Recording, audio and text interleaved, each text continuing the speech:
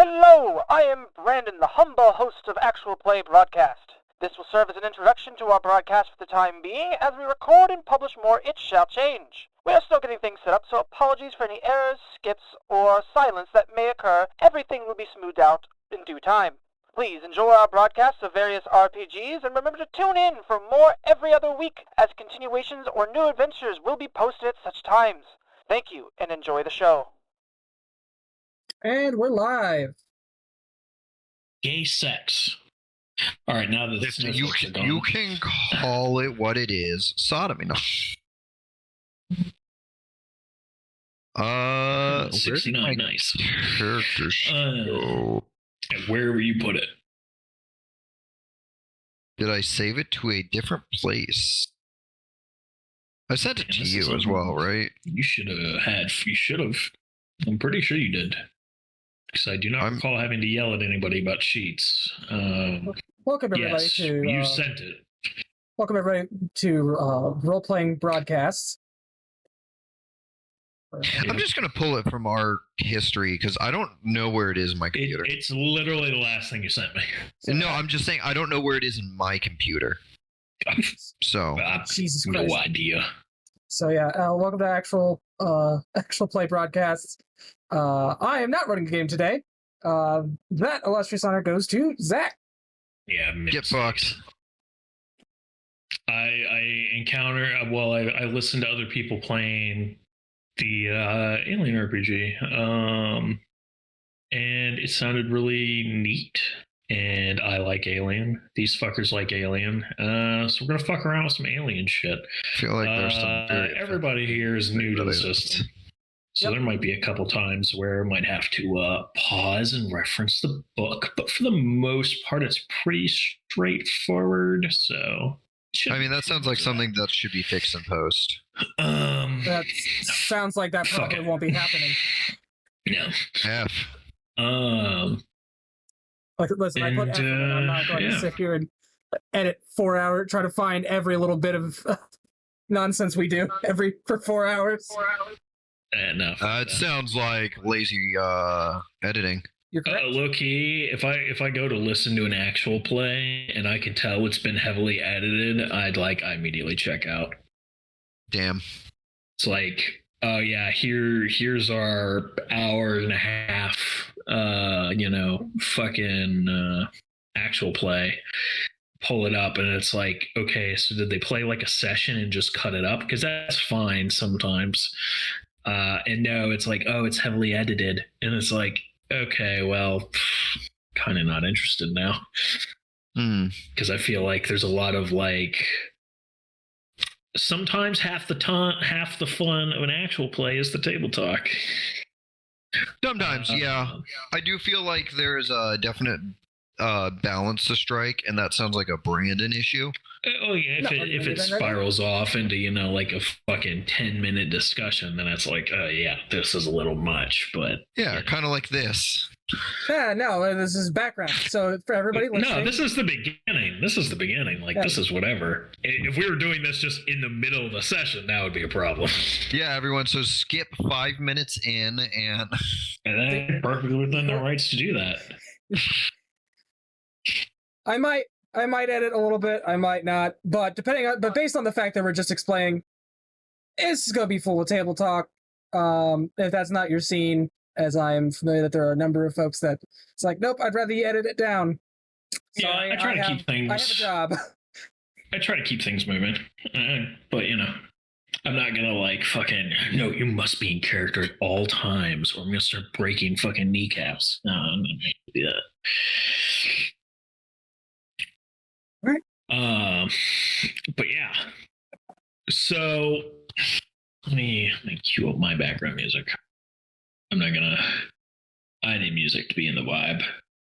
I'll let y'all figure out your own music needs. Well, unfortunately, I can't. Weak. Also, that's fair though. So you all are a squad of Marines. You've been sent out to this fucking colony out in the middle of It's like on the bleeding edge of the frontier. You're not expecting to run into other unsavory factions, we'll call them communists or socialists or whatever the hell you want to call them, but we're not expecting to run into them. Hopefully not insurrectionists, because as you know, your destination is a Wei colony. Oh no. Yeah, it's a shake and bake.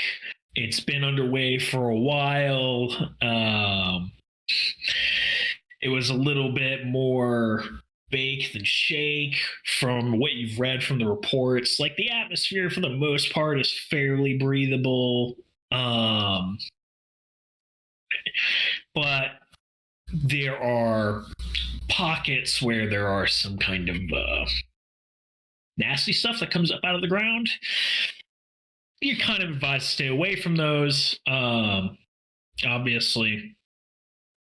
But you know that your mission, even before you go into cryosleep, because this was decided to inform you, and of course you'll get like a recap once you start getting there, but they decide to fill you in before you go into cryo.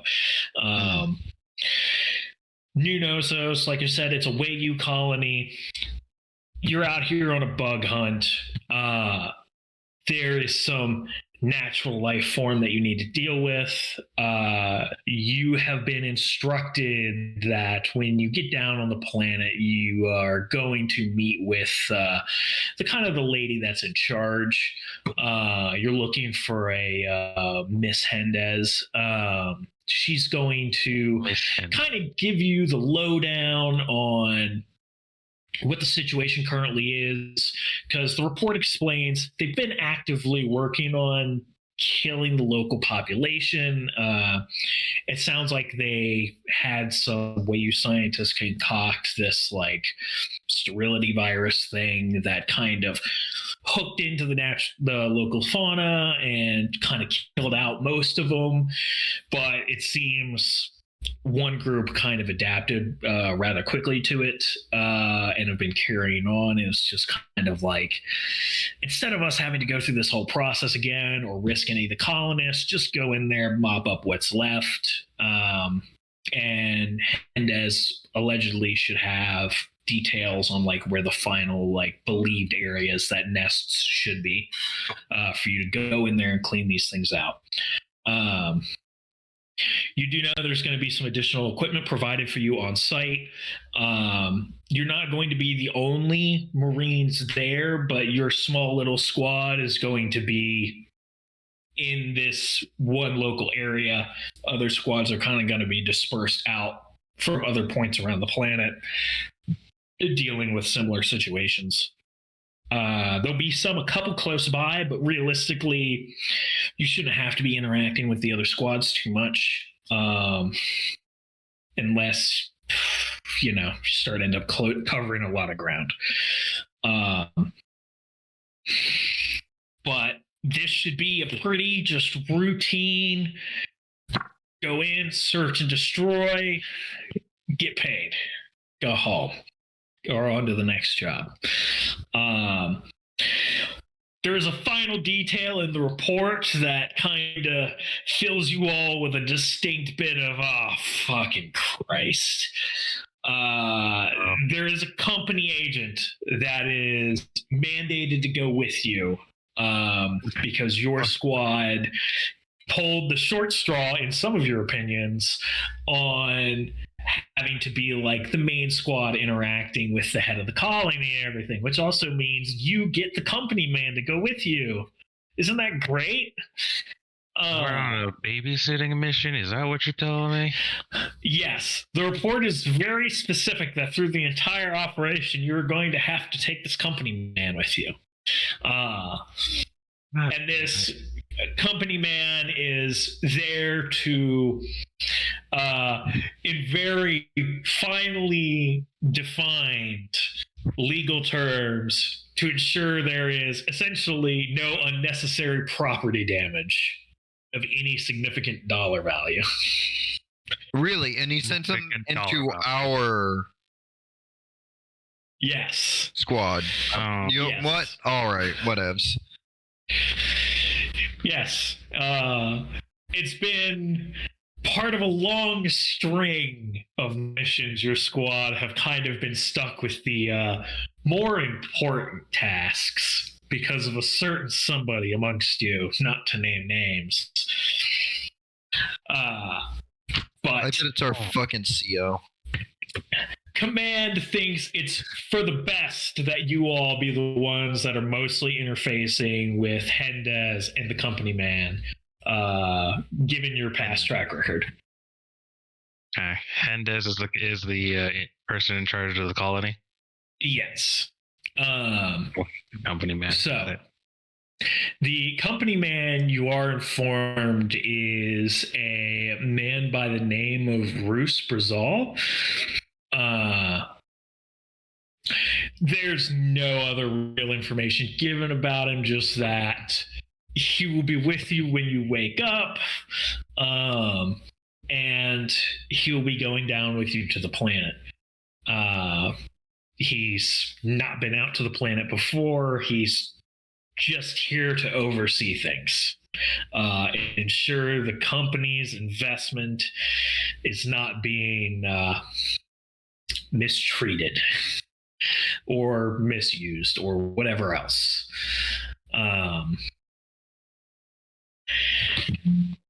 Aside from that, it's pretty straightforward stuff. You're going to land on the planet. Your first priority, obviously, is to make contact with Hendez, get all the details from her on what the plan of attack is and what information she has, and then carry on from there. Naturally, you're acting under authority of the Marine Corps, and for the most part, you have operational freedom to do what's best outside of, like scuttling the colony or some bullshit like that. Is there any questions anybody has about potentially any information they would have beforehand? Is there Before anything we else proceed. as the squad leader that I would have access to that the rest of the team members don't get regarding what we have to work with? Hemdes, the local wildlife, or Nothing specifically for you.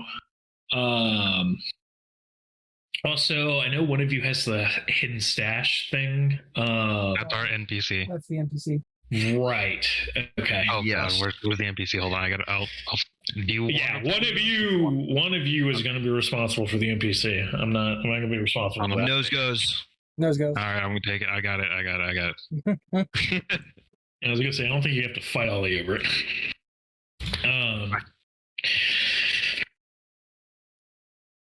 So you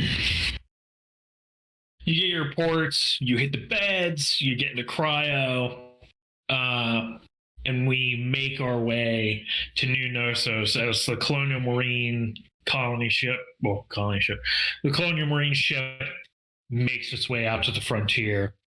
And after a couple weeks of travel, our cryopods open, and let's introduce our cast of Marines. Starting with somebody. I will go first. So, Private First Class Jackson, squad marksman, a tall, pale man. He had shaved bald, goatee. Not a striking figure, but is very much paying attention, watching for any little thing, and he makes sure that he polishes his insignia every night. That is not a euphemism. Thank I'll follow up. Private Durzo McCloskey. Contrastually, he is a large man, very bulky and broad, with no facial hair, but short, messy brunette hair.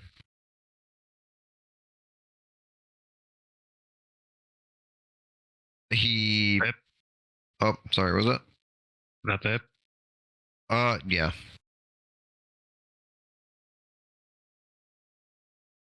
Oh. Did you make mention that you're the gunner? Yeah. Okay. I will show, not tell. Oh. All right. Kinky. Got it. Introducing the player character. I will be playing Henry Castaneda. He is the corporal and overall team leader of this little jaunt for the Colonial Marines. He has experience as a forward observer and scout. Very lean man, tan skin, black hair, got a scar on his left cheek, and he's fairly short, being just over a hair of 5'7". And to round off our 4-man team, we have our NPC character, who will be Tristan Gallagher, who is your average looking Marine, probably about 5'9", brown hair, brown eyes, maybe pale complexion, and he's going to be our squad medic for the day. All right. Very good. So as you all are waking up, there is another pod, a few pods down from the rest of you. There's like another squad between you and who you presume to be the corporate agent, because one of these squads is they're destined to go elsewhere. Obviously, these are some of your buddies. Some of the other squads that are deploying on this planet are waking up as well, so they're kind of coming out of cryo as well. But the squad immediately to your side is, they're on another task elsewhere, so they're not going to be leaving onto this planet with you all. And so the ship is going to be leaving for a couple days, and then it will be back to pick you all up. But from the other side of this group of Marines, you see a guy who very clearly is not a Marine. You would assume this to be Roos, this company agent. He doesn't look frail, but he is not exactly built like a Marine, nor does he show any of the... He's got none of the tattoos. He has no scars. He is a prim and proper and just untouched, pasty white guy. Hair's a little messy from climbing out of the pod or whatever. But he's a pretty unassuming dude. He just kind of has like a really out of it look about him. The rest of you, it's like, it's fucking Monday. Just getting out of the pod. Just another day in the Corps. He looks out of it. And you can see the telltale signs that he's really thinking about puking up what little is in his stomach. But he seems to hold it together. Corpus. $5 on the drop. He pukes. $5. I'm not going to take a bet I know I'm going to lose. Hey, Tristan, go check on the new guy over there. Just go see if he's okay. Tristan is our NPC, right? Just to make sure I'm not forgetting. Yeah. Okay. So Tristan will go ahead and be like, fucking damn it. And we'll go over there, and you can't exactly hear what he's saying, because as the other Marines are waking up, they're starting to shit talk and everything, and they're groaning and stuff, and some of the other CEOs are barking orders and shit. You can already smell somebody's already started to smoke somewhere. You can't see who it is because of all the lockers and stuff in the room, but you can definitely smell that it's going on. And Tristan, you can't hear what he's saying, but you can tell he's already like starting to fuck with the guy just really subtly. And you get the impression our corpo friend here can like kind of tell he's being messed with, and it's just kind of like trying to play along. So you all get up. As part of the alien system, you have to eat every day, and you have to drink water every day. And after exercise or, strenuous physical activity, you also have to drink water. And certain items have power ratings and air ratings because things can only be charged for so long and things can only hold so much oxygen. Mm-hmm. Well, after coming out of cryo, y'all are fucking starving and thirsty. So first order of business is to get to the mess hall and chow down. Corporate agent very much is heading that way himself because he sees other Marines going. You're not sure if he actually knows that it's you all he's supposed to be with. He just seems to be following the flow of traffic for now. And Tristan is still following orders, but he's not really like helping him either. He's just kind of orbiting the guy to make sure he doesn't do something he's not supposed to, or blow himself up on a fucking locker or something. Now the question is, do I trip him on the way? It is up to you if you want to give it a try. I mean, I'm gonna go hang out with Tristan either way. Gotta keep my buddy.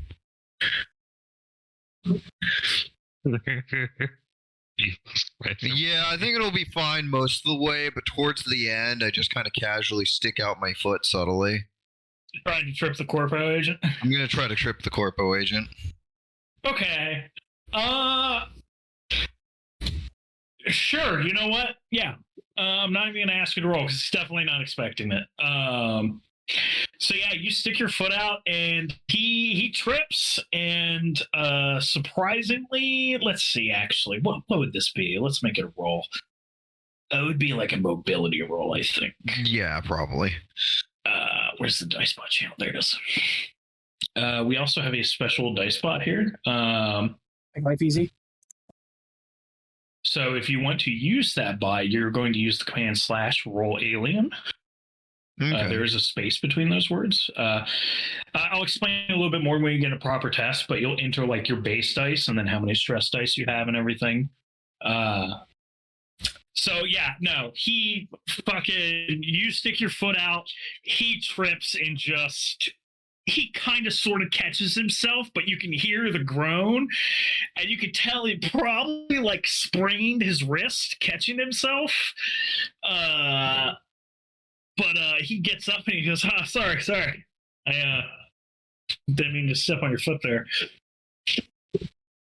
Yeah, just be careful where you're walking, Twinkle Toes. Yeah, right. Now, continue on. So you all make your way to the mess hall. There's, of course, a bunch of chatter between the different squads. Your company's synth is kind of hanging out. He's not pretending to eat. He's I don't remember the exact name of the model right now, but he's not a bishop model.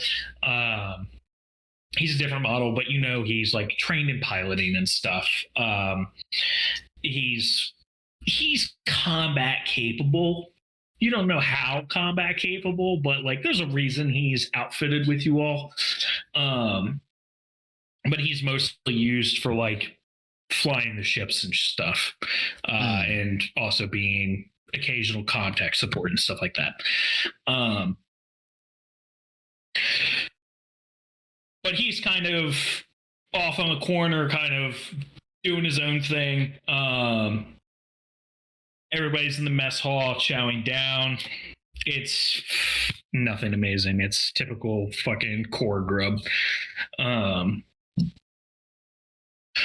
But it passes without much issue. Obviously, like there's some mumbling and some additional people start taking up the suggestion of a bet on how long the guy lasts. It turns from instead of I bet he pukes on the ship, it's will he even survive the trip? And it starts to turn into a Deadpool of like how many days will he last? Before like. Well, it's not even a Deadpool. It's like how many days will he last before he like just holes up in the colony and refuses to go out until the job's over. And so like people are throwing down cash on what's what. Most of the people think he's like after the first day he's going to be done. Is the majority of the bets as far as it seems. Yeah, I give him like 1.5, 2 days. Henry's gonna go 3, and he's tossing in a pack of smokes to the pool. One of the guys says, absolutely no fucking way, and then puts down a cigar and says, he doesn't even make it through the first day. Oh, fucking, alright, this guy.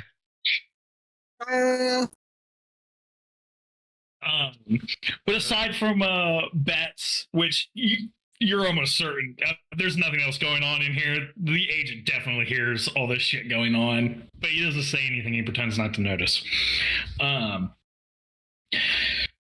Nothing else of major importance happens. You have another fucking briefing with your commanding officer who rehashes the entire fucking report again of the expectations and everything that we already went over. And then next thing you know, you're getting your gear ready. So you all have your kits. So you have all of the equipment that you were assigned, that you selected during character creation. In addition to that, you will have a rebreather that has a charge of 3. It is clarified. In most places on the surface, you'll be fine. But in case you find yourself feeling lightheaded or dizzy, or you do find yourself near one of those geysers where some dangerous gases are coming out, you may want to have these on hand just in case, especially if you end up going underground, because some of those more problematic areas are still being handled by the terraforming. But generally, the atmosphere is breathable, especially the closer to the colony you are. Because that's where the terraforming unit is. Yeah, generally. It's not right on top of the colony, but it's relatively close. It's like you'll see when you get down to the planet. So all that happens.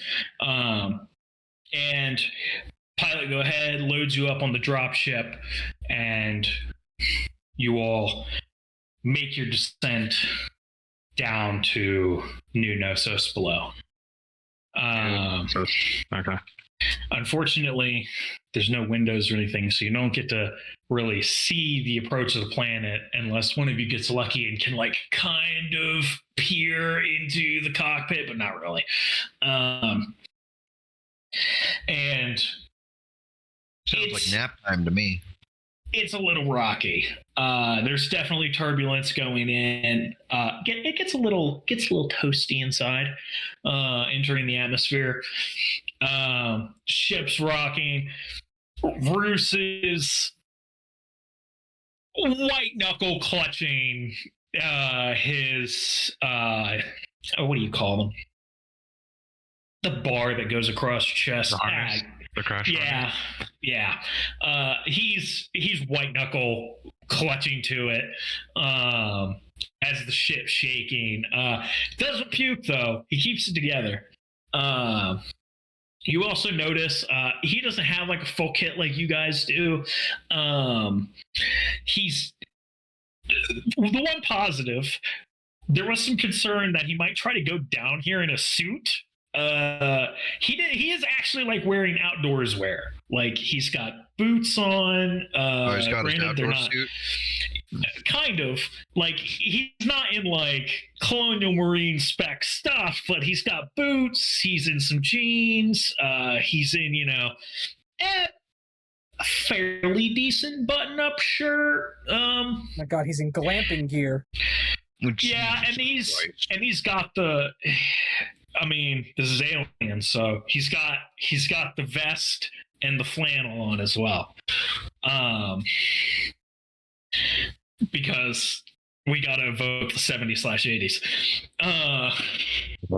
Goddamn. But now that he's had time to also like do a little hygiene and stuff, like he's got his hair combed back, and he's also like wearing this nice like signet ring, and he's also carrying around like this chrome briefcase, and he has a really expensive watch that he's wearing as well. And then it looks like he's got a small bag with him as well that might have some supplies. And he does also have a M4A3 strapped to his head. Whether he knows how to use it is another story, but he does have one. Real quick, guys, real quick. Did anyone actually give him bullets for that thing?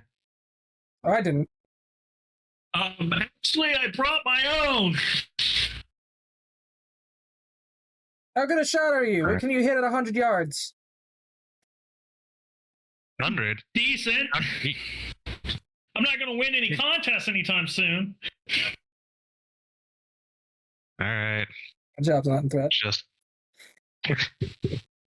don't shoot yourself on the foot and don't shoot us in the back of that. That shouldn't be a problem. Ended up being no problem. And after he says that, like the ship rocks real hard as it just hits like an air current. He kind of casts like a worried glance towards the cockpit, and then after like a few more seconds, the ship finally seems to like steady out, and the rumbling slows down, and you can. Through like one of the doors into the cockpit, you can hear like the familiar chatter of coming in for landing. It's muffled, but you've heard it enough times. You know the gist of what's being said. Asking for permission to land, all the identification bullshit, all this stuff. Before you know it, you can feel that familiar of the ship slowing down, and then that like dreadful last few seconds before there's that final lurch of the ship finally touching down on the landing pad as the weight finally sinks down onto the hydraulics. And then you can hear the door open and the pilot go, "All right, everybody get off my bus." Yeah. Need to send you back to flight school with all that flying right there. Look, they don't tell me to be perfect. They tell me to be fast. Sure, be fast enough for pickup and I'll get you a beer. I'll hold you to it. Now get off my bus. Got places to be. I'm going to elbow Jackson lightly. Oh, there goes the CO bitching people no reason again as I step off the bus. I mean, it could have been a softer landing. What do you think? How's the suit doing? He is very eager to get off the dropship. He seems a lot more relaxed now that he's on solid ground. And as you all come out onto this landing platform, you finally get to see the planet for the first time. It is a little humid. It's not oppressively humid, but coming out of the dropship, like you can immediately feel it as you come down the ramp of like this wave of warm air kind of washes over you. And you can kind of smell the dampness on the air. It's overcast right now. It's not raining. You're not sure if it just rained. or if this is just how it is all the time, but like the ground does look kind of damp. You're not seeing puddles of rainwater anywhere. But it's damp, it's gray out. However, there is this lovely scenic view of like closest comparison would be like a coniferous forest in the distance, and mountains that look to be potentially snow-capped far off in the distance. Really tall mountains. And here on the landing pad, you can actually see at the height that you're at, because you're about 2 stories up off the ground, coming up to like knee height of where you're standing now, you can see the outer perimeter of it's a fence that looks like it might have been designed to be a wall, maybe, because it's really tall. It has like the supports that would look like the beginnings of a wall, but then it has these really large, thick metal bars that kind of go across, and then in between the bars is this dense wire mesh. And then at the very top, you see familiar coils of barbed wire. So it's a very heavy duty fence to keep shit out.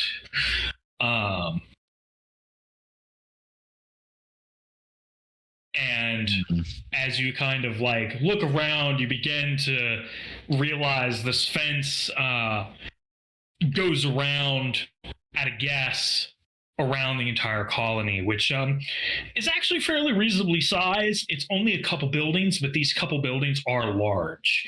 You get the impression like people do not have separate houses. There's probably one housing building that everybody sort of lives out of. And then the other couple buildings are work buildings.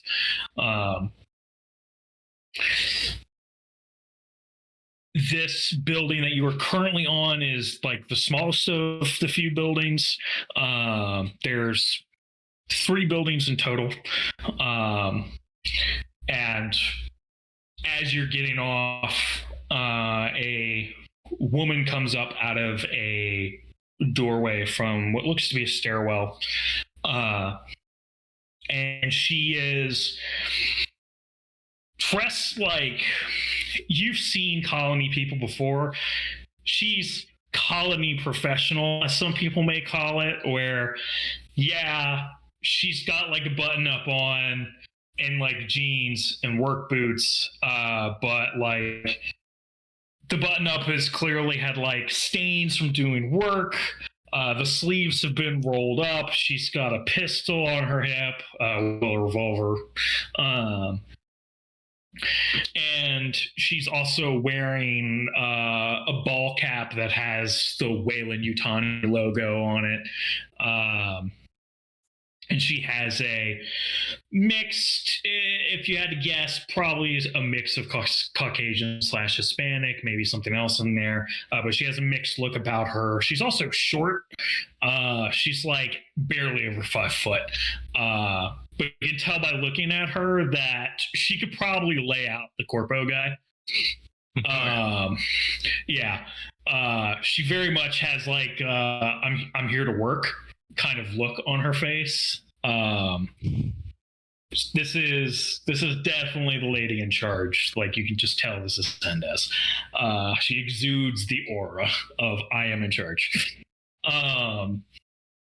And of course, the corpo agent, like, before you even had a chance to say anything, like, he's coming over to her and it's like, oh, Miss Mendez. He hasn't even referred to any of you by name, but he's like very eager to be like, oh yes, Miss Mendez, shakes her hand, and it's like, oh, you know, I'm Roos, you know, I'm company agent. You know, I'd love to go over all the details of everything, and like, I mean, he completely just steals the show from you guys, and like, she's listening to him, but she kind of acknowledges you all with a nod and gives you a wave to follow, and then she starts going downstairs without like really saying much to him other than like, yes, hello, I know who you are, and then just kind of starts walking into the building, and of course he's just following, blabbing on and on about the company essentially, and he hopes that this will be quick and easy, and the Colonial Marines are some of the best, and blah blah blah, just blowing smoke up everybody's asses essentially. Hey guys, how long do you think before she slaps him? He isn't. I give it within half an hour. Chauvinist yet, so I'll give it a couple hours. All right, let's go see what's going on in this little room of theirs. Yeah, whenever he's not looking at us while he's like blowing up our air up our ass, I am just visually mocking him, hand flapping like he is talking too much, eyes rolling, gesturing him like, you see this goddamn chuckle fuck? Yeah, Tristan gets a chuckle out of that. And like anytime it looks like the corpo's about to like turn around and like notice or whatever, he kind of like nudges you to be like, shut the fuck up. Yeah, and I do, because Tristan's a bro. So you follow them down. There's a security checkpoint it's either not in working order or they disabled it on purpose because they got tired of going through it, and it's really hard to tell which, because right now like the badge scanner to get in has like been partially dismounted, and there are wires just kind of like pulled out of the housing. So with colony folks, it's a coin toss either way. Company man doesn't say anything about it. But she leads you all into this, as best as you can tell, it looks like the sort of operation center of a sorts. There's a big table that looks like it can display like data or whatever. Like it looks like a smart surface thing. And then there's like a bunch of like computers and computer screens and stuff. And she kind of goes ahead and she comes up to a keyboard on the table, presses a few buttons, and it lights up with this really bright white light. And then it starts loading up what you can tell is a topographical map of the immediate area. Okay. So she goes, look, I'm busy. You all are here for a reason. I have stuff I have to do. So I'd like to keep this short and sweet. We all have our jobs. So here's the rundown. The local fauna has adapted, or whatever the scientists said. I don't know. All I know is there's a few of them still out there. Hypothetically, you guys go out there, even if you don't get them all, if you just kill enough of them, they won't make it much longer. And she'll start like zooming in on the map. The colony is here, and she indicates you're in a general sort of a plains of a sort. It's like at a lower elevation, but it's not a low enough elevation. It's not surrounded by high enough elevation to be considered a valley. But if you do go in most directions, you will run into mountains aside from the south. So it's just settled between some hills. Essentially. But those hills do eventually rise up into being full ass fucking mountains. Yeah. Okay. Yeah, I'm familiar. Yeah. So she's giving you a rundown. Here's the colony. And then she drags the map southward. We have a road. It's more like a beaten out dirt path right now, but it's very easy to follow. It comes down to the terraforming unit. At the moment, you don't have permissions to get in there. You shouldn't need to go in there. But just so you know, if for whatever reason we spot something, we need to tell you this is how you get to the terraforming unit. It's literally just south of here. Whatever you do, do not touch the fences around the colony or the terraforming unit unless you want to get turned into barbecue. The fauna is frankly quite vicious, and the fencing was necessary until we could get you guys out here. So we've been making do.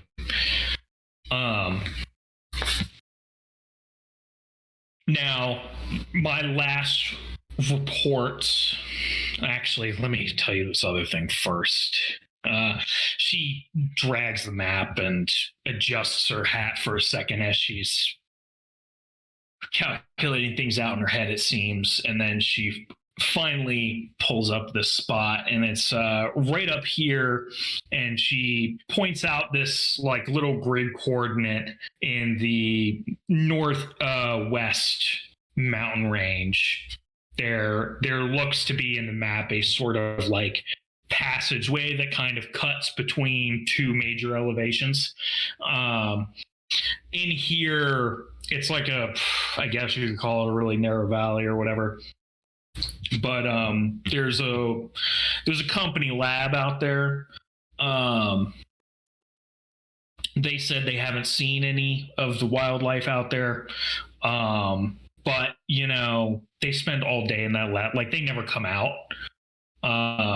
So, you know, it would be a favor to us if you could go out there and just check to make sure there isn't anything out there nesting once you clear out the other problem areas. Last thing I need is a whiny scientist because they didn't go out and check like they were told to. That sounds about right. Yeah, tell me about it. Getting there is also pretty simple. Once again, there's not really a proper road. It's just more of a dirt path. It's a little harder to follow than the one to the terraforming unit, but I mean, it's a trail. Yeah, it's the only trail out here. Those are the only two places we really go. So,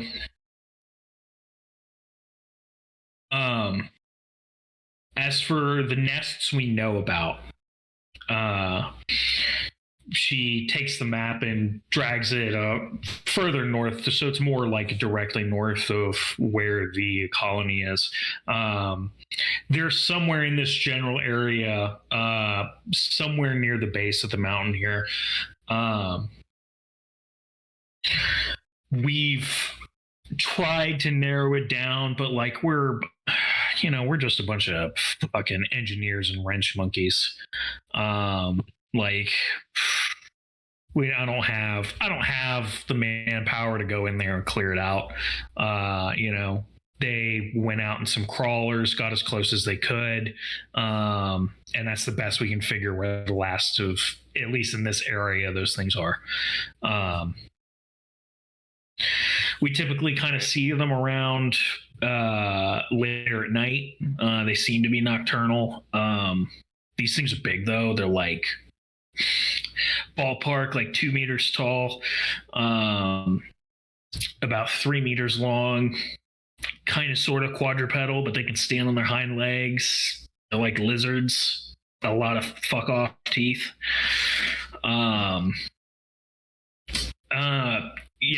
I'm sure the firepower you guys are packing, though, can punch through their hides. Like, I don't think they're particularly like bullet resistant or anything. But they got a bad attitude if you run into these things, and they're fast. They're really fucking fast. I've lost a couple colonists to these things.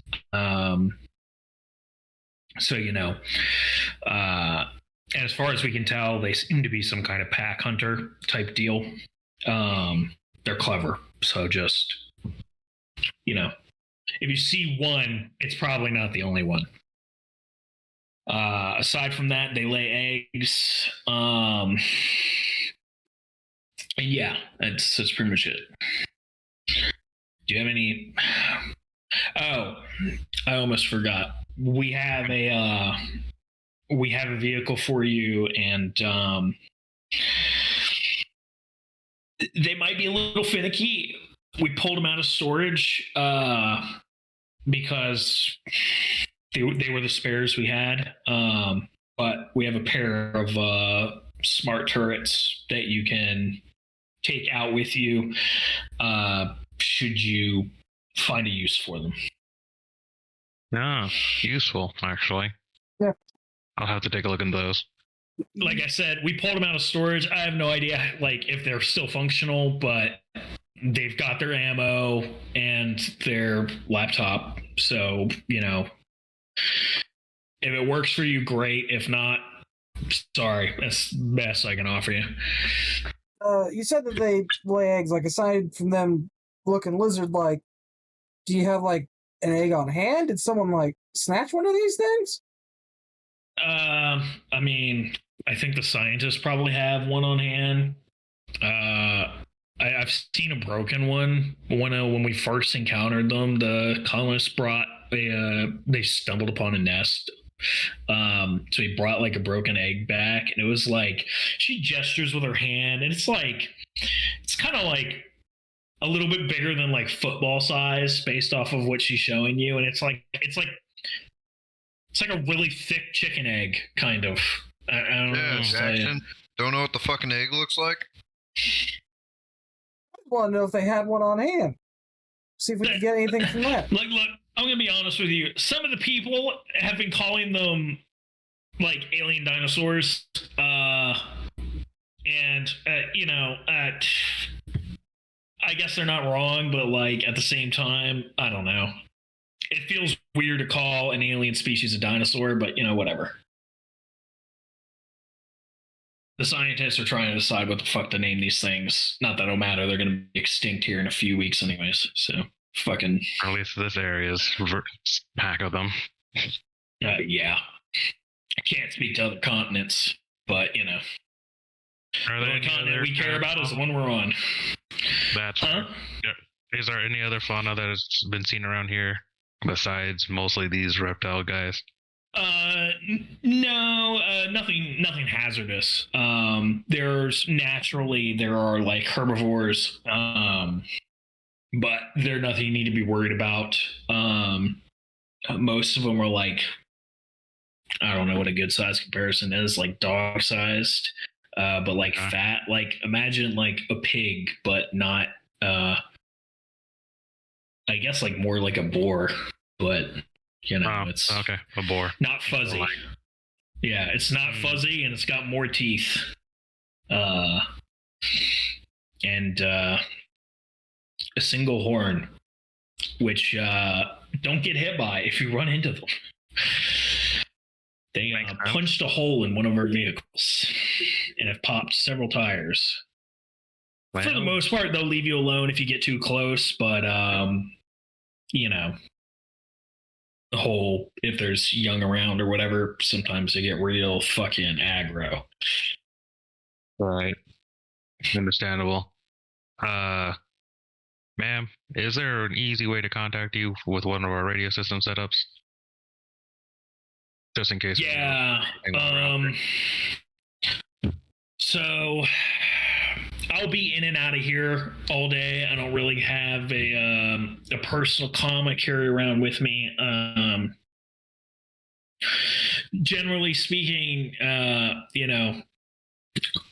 call here to the command center.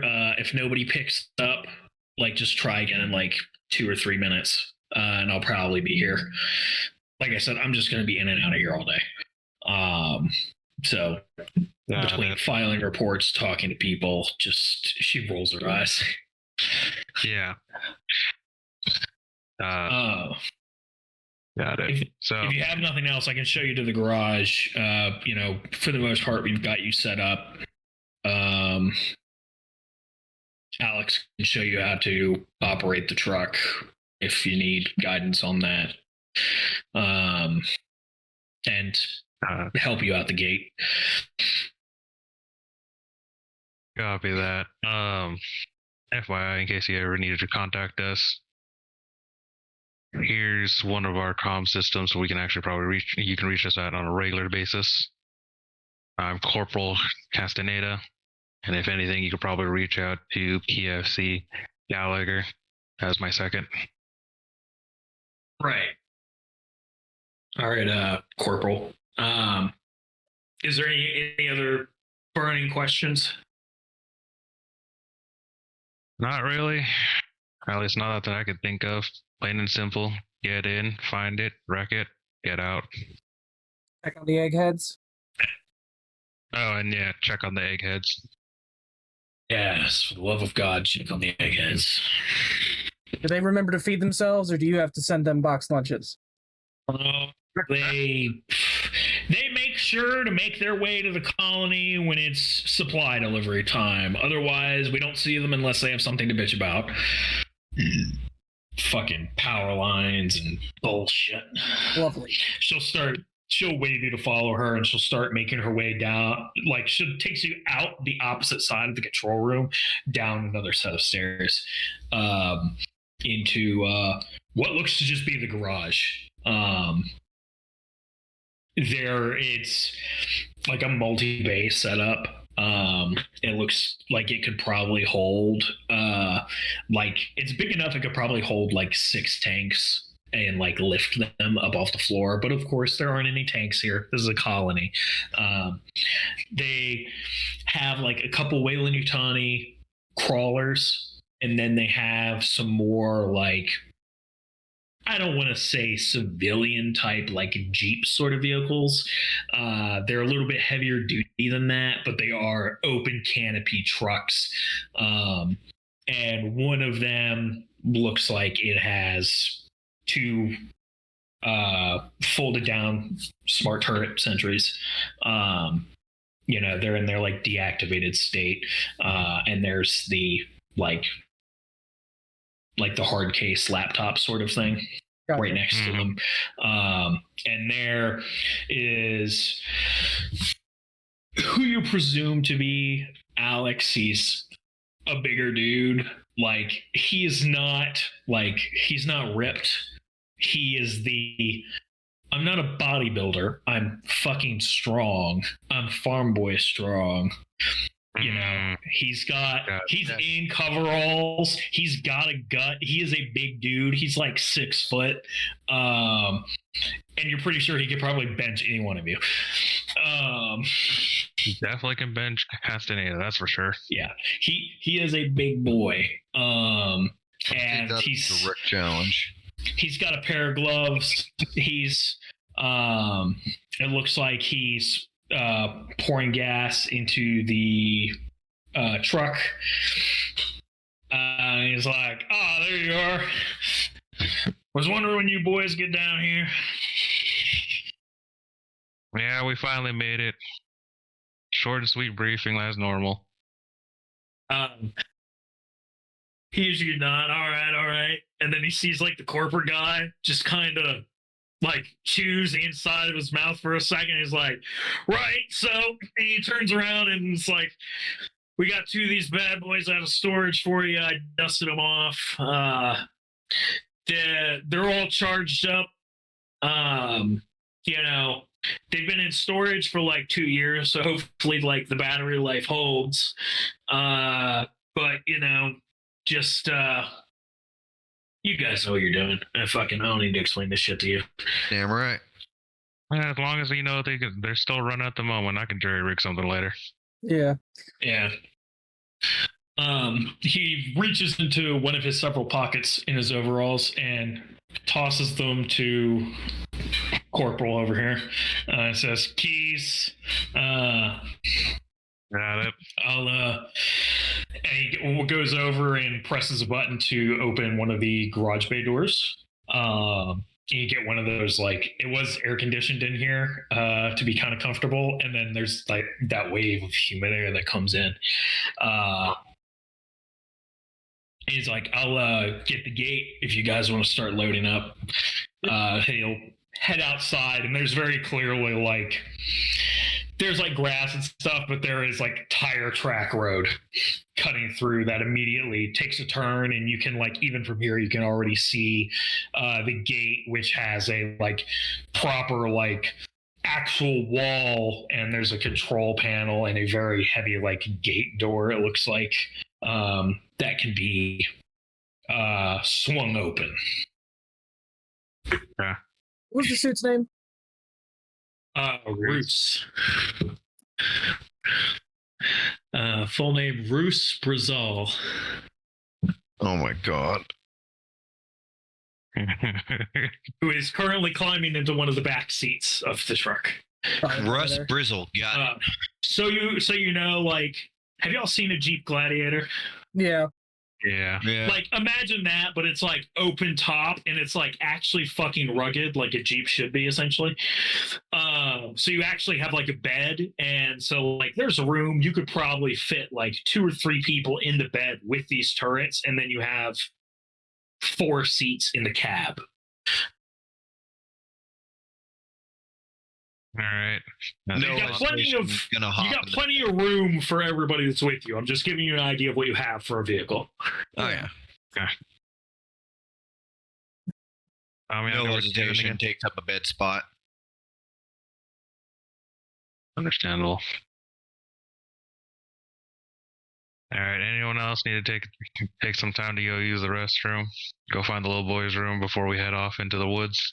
We got plenty of nature to answer the call of nature.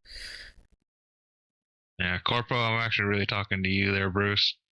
You need to use the restroom before we roll out? No, I'm good. I don't think there's any fluid left in me from before we flew down here. Guess that's probably for the best. No, it's not too bad. Just a friendly reminder, this is not a sightseeing trip. You fall down, we leave you behind. Set itinerary. Don't be too mean. Don't be too mean with him on his first 2 hours. Look, I get it. I'm a company man, but I can handle myself. I've been outside before. All right. Yeah, sure, Brian. Tristan, you're up front with me. Jackson, get in the bed with Durzo. I wanted you to have eyes on as we roll out. Yes, sir. Durzo, you do what you do. Nap, got it. Unless we need the firepower. That's actually a question. I may have missed that, but are we loaded up already? Or did that happen like this is what you're doing now. You already have your kits from the ship, so you have all your equipment with you. You came down with it. You got the rebreathers. Yes. Yeah. We have like a few days worth of food rations on us or something like that. Yes. So you're only expected to, like, the idea is that if it's good, you're going to be here for a few days because, like I said, the ship left and it'll be back to pick you up when the job should be done. So you have probably about like a week's worth of rations, as in like 5 days worth of rations. Okay. It's really expected that you won't spend the entire time outside the colony. Like, hypothetically, like, if you really need to go like get some shut eye and food and stuff, you just go back to the colony because this fauna is dangerous. Like, yeah, you're not expected to go camping, but you have operational authority to do what you think is best. So if you decide to go camp out, you can. Just know you don't have like tents or sleeping bags and stuff. So if you camp out, you're making do. I doubt they have any of that like readily available because it's not meant to. This isn't a camping trip, so they don't have much in the way of like. There's some stuff that you could work around into like being camping supplies, but like anything they do have is like emergency reserve type stuff. But like if you ask, you could probably get like tarps and some stuff like that. Actually, you know what? It could be a good thing. I've got tarps, yeah. Hey, Alex, you got any shovels or trenching tools? Shovels. Yeah, we got some of those. How many you need? Probably at least one. It would be nice. Yeah, sure, I can do that. Give me a minute. Hell, Yeah, 2 tarps too. how big? How big can you get it? Well,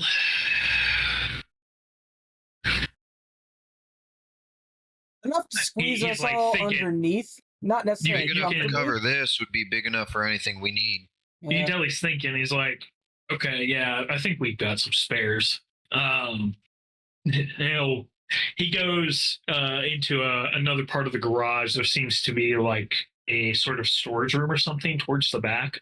He goes in there, and you hear like the distinct like clang of like metal and cement. And then he comes up with like these.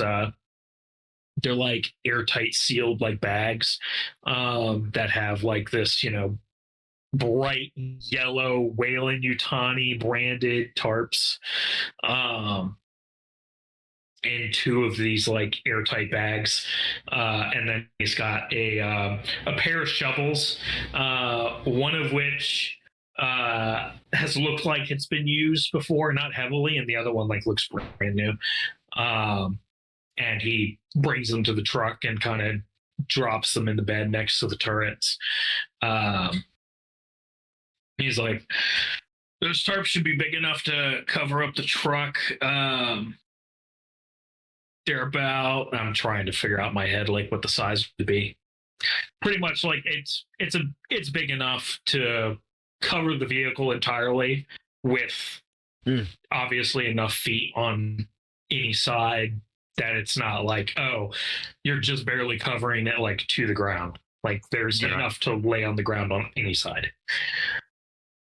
I'm just thinking of making a impromptu stand if need be. Gonna make a lean-to? No, more of a deer stand, just in case we want to sit there, try to observe a little bit, and actually get any hunting done. That depends if we need to sit around for too long. Yeah. Man. Great. Any other last minute additions anyone thinks we need? He pulls out yet another pocket. He pulls out like this ID card.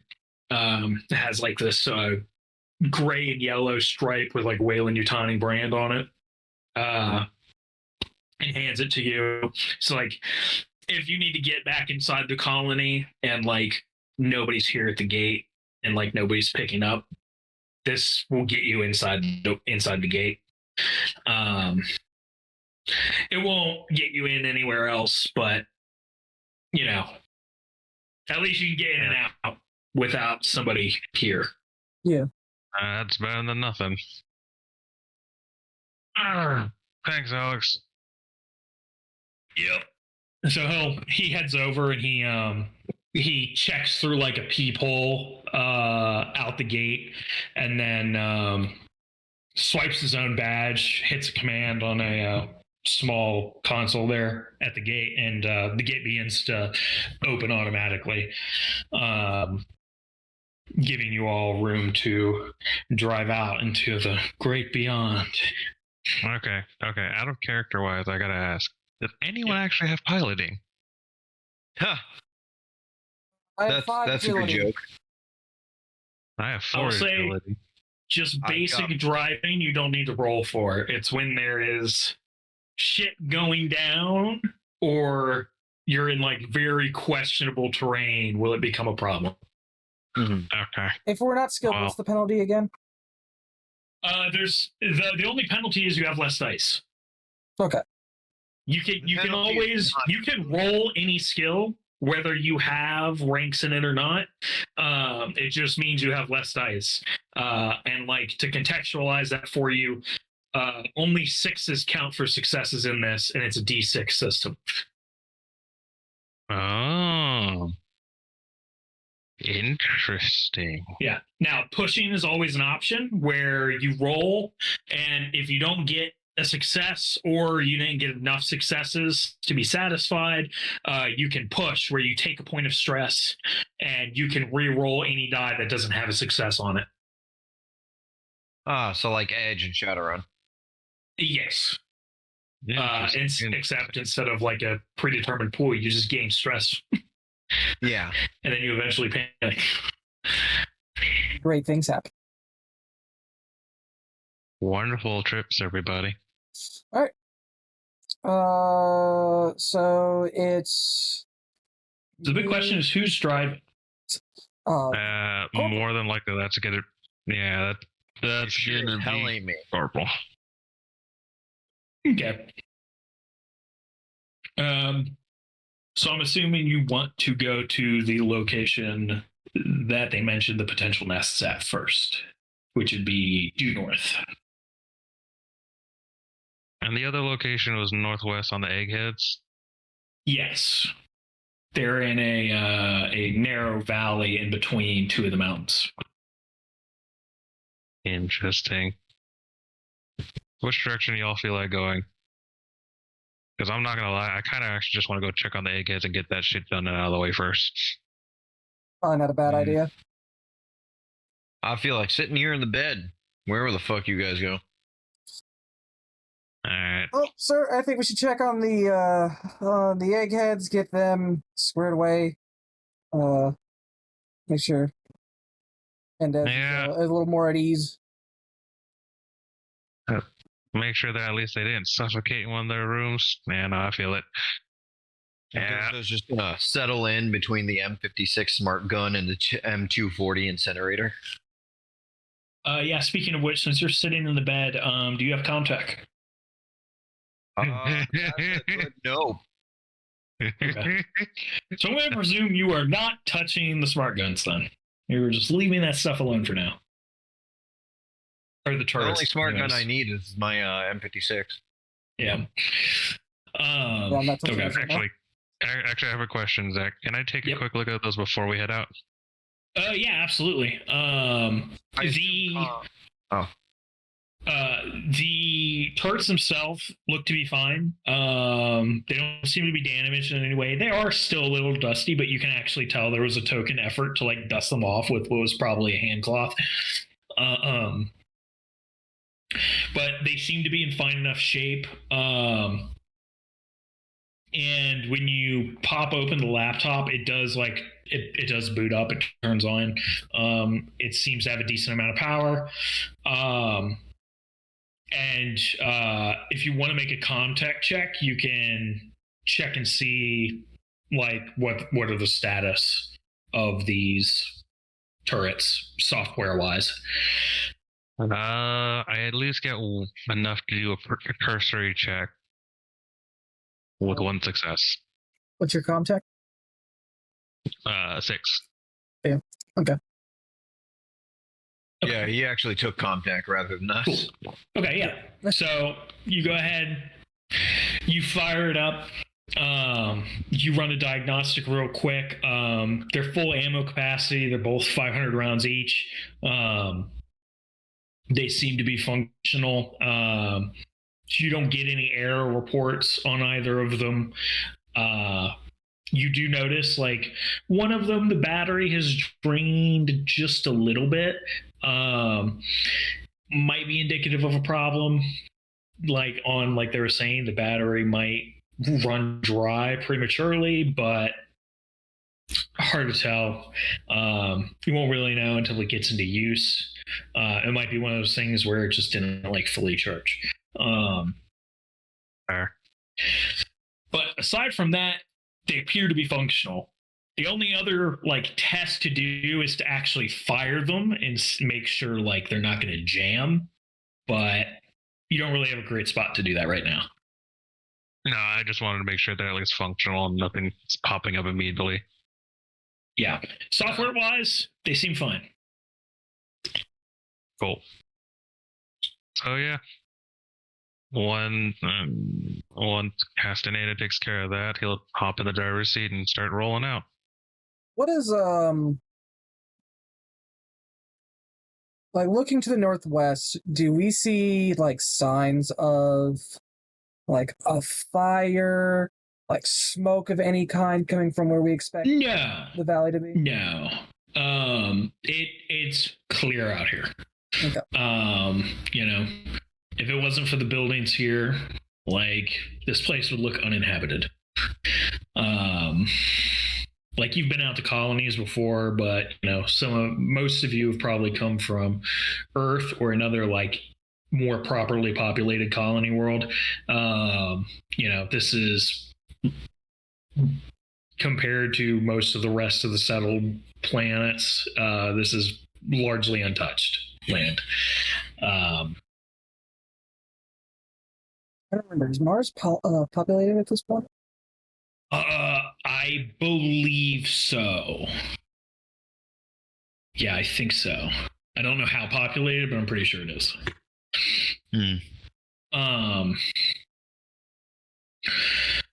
So driving out, you said you wanted to go see the eggheads first? We'll go check on the scientists. Okay. So you pull out as soon as you're clear of the gate. Alex starts closing the gate behind you. And like the grass out here runs a little tall as you're driving through. It kind of gauging from the vehicle, it looks to be like roughly like waist height. In some spots, a little taller in others. But you fairly quickly can kind of see like, yeah, there's like two paths, and like paths, they're just tire tracks in the dirt for where vehicles have driven. And you can see where there's like a fork where one continues south and one heads that northwest direction. And so you peel off and start following that northwest direction. You can easily tell, yeah, it barely gets used because there's the grass clearly regularly attempts to try to reclaim this path, but before it can, somebody uses it and tears up whatever grows there. But you can tell it's like starting to try to like grow back in again. So you start making the drive. What Hendez failed to tell you, which becomes fairly clear, this isn't like a 5-minute drive up the road. Castaneda was fully not thinking it's gonna be 5 minutes. Yeah, it takes about as you start going, you realize, fuck, those mountains are actually huge. Cause it's like 15 minutes in and they don't feel any closer. Now we're like Kilimanjaro level. Like, it's hard to gauge because you're eyeballing it. Ultimately, it ends up taking you like 2 hours to get out to where the eggheads are. Jesus Christ! It's not an insane amount of time, but it's not a smooth ride. It's bumpy. It's not super comfortable. Well, the people that are actually in seats are comfortable. I don't know about the guy in the bed getting rattled around. But Jackson's back there too, because I told him to keep an eye out. Fair enough. But because it's a bumpy ride. But at the very least, you know, there's no hazardous conditions. Like about an hour in, you kind of reach the tree line, and then you're kind of carving a path through the woods. And it's fairly quiet.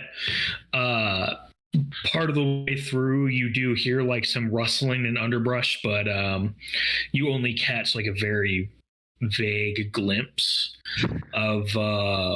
Actually, you know what? Let's make this an observation roll. Yay! The way group checks work, not everybody rolls individually. Okay. You nominate one person in the group to make the roll. Okay. Yes. So this is going to be an observation roll. Brandon, do you have any ranks in observation? I have 1 rank in observation. I have 4 wits, so I'd be rolling 5 dice. Yeah, I have 2 wits and 1 rank, so Wonderful. Oh no, I have 0 ranks, my B. Corporal's got 1 rank with 5 wits. Okay. So pick who you want to roll, and you are going to roll and see what you see. Well, it sounds like whoever's got the 6 dice. Yeah. Yeah, it sounds like Corporal. Corporal will roll it. I did it trudging along there. See, I told you he's a bro. Go back to sleep, you. Please don't. We might need you here in a second. Well, that's why I left you in the back, so you can wake him up. I am snoring not so lightly. Cool. So as you're driving along, you catch a glimpse of movement. And for a second, you can't see the source of it. But then you recognize what might be the thing, like the herbivorous Hendez was talking about. She's not too far off on like the idea of it being boar-like. It's definitely like got that sort of like stout, chunky sort of stature to it. But it's like if a boar and a rhino had like a hybrid red-headed stepchild type deal. Like it don't look right, but like if you squint, yeah, it kind of looks like a mix of those two things. And it clearly, like, the sound of the engine startled it, and there's like a small group of them that kind of scurry off through the underbrush away from the trail. They're a little unnerving to see, but not enough to gain a point of stress. It's like, this is one of the wildlife that's just very wild there. Knowing that this is not an immediate danger to you, it's not stress. So you carry on. Around the 2-hour mark, you kind of peel out of a section of the woods and you can like properly see like these steep mountains on either side of you, and the tree line kind of gives way to this sort of crevice, and the crevice is a little uncomfortably close to the road. You're not like right on top of it, but like it's like a car length, about a car length away from the road. So, like, you're distinctly aware, should you lose control of the vehicle, it could be disastrous right here. And you're not really close enough to see how deep it goes, but, like, it's definitely deeper than a car from what you can see.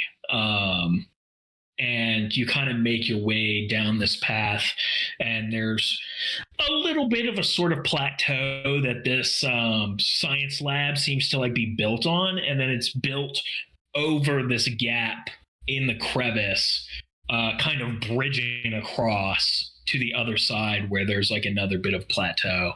And it seems to have like been built into the sides of this like what appears to open up into more of a ravine.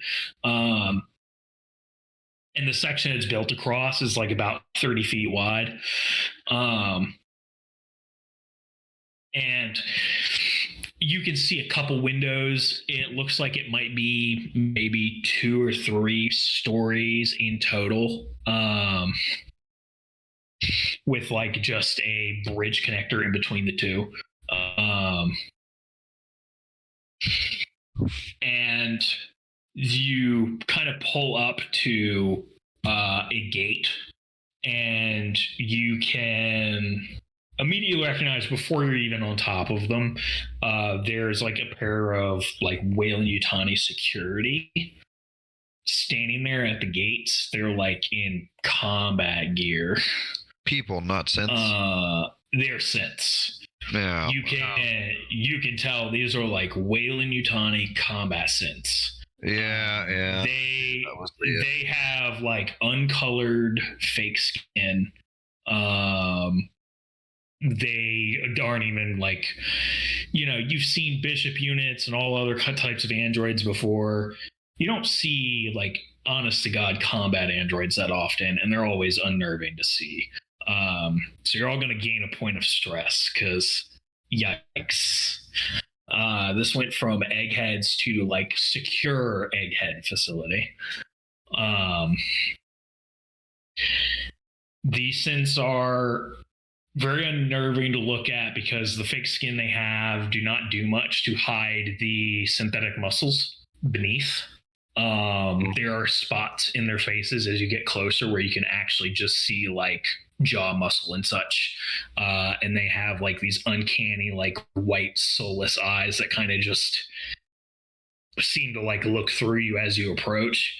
And one of them speaks in like this god awful robotic intonation identification.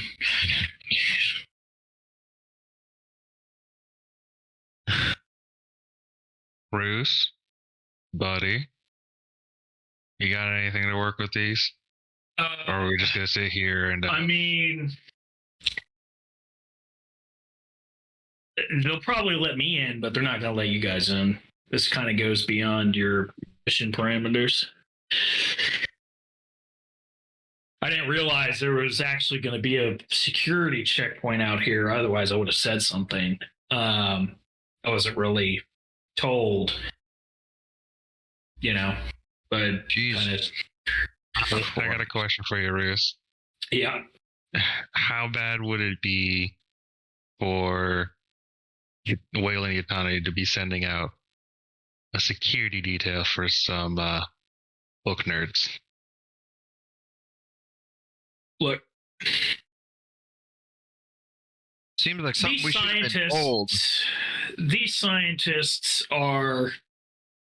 Look, company scientists are a high value asset. All right. I don't know what exactly is the interest here on this planet.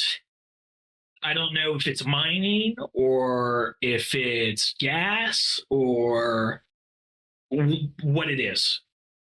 All I know is the company takes interest in worlds that have a dollar value attached. I'm just here to make sure that we do not suffer any major financial losses on this operation. I don't have the clearance to know about this. I'm gonna lean over. You're only the footman.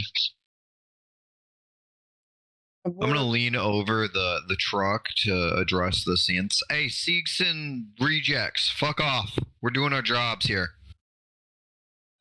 They don't seem to acknowledge that.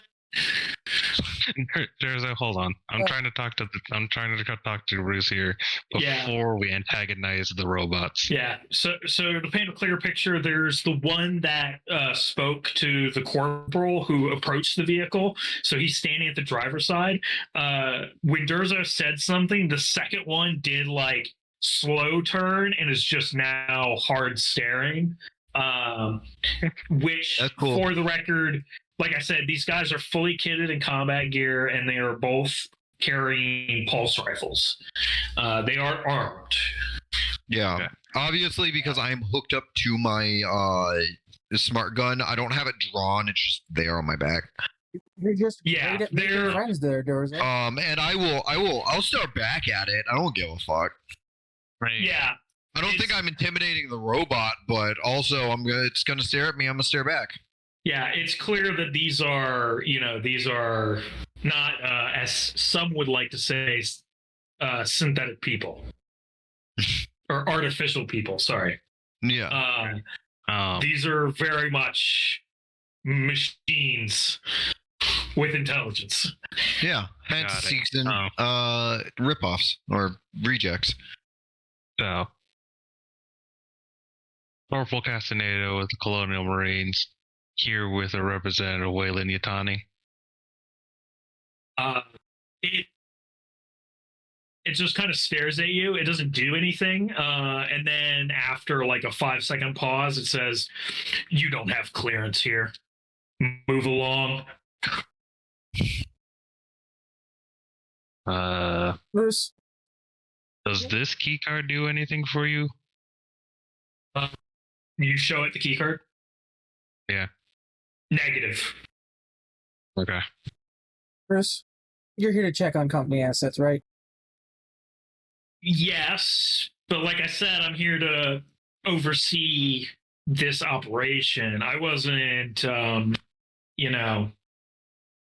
given exactly a, how do you say, an entire rundown on everything going on here. That's fine. So, yeah. What we're trying to do is we're trying to help you do your job. That way we can do our job. If you can check in on your folks inside, if you got the clearance, check in on your folks inside, make sure they're all right, make sure company assets are all right. You come back out here, tell us they're all right. We move along. We get this done faster. You get in a hot cot. I sit my ass back down the bed. I can try. I can make no promises, but I can try. If you're cool with waiting. If anything, we'll probably just take a look around while you're inside. Mostly the outside, just in case there's activity around. Okay. In that case, he will go ahead and he pulls up his suitcase and he actually takes a moment to put in the passcode to open it, pops it open and retrieves passcode. What looks, an ID badge. And he kind of half crawls over the, center console and shows his badge to the android and is like, "Do I have clearance?" And the android does the same 5-second pause and goes, "Welcome, Mr. Brazil.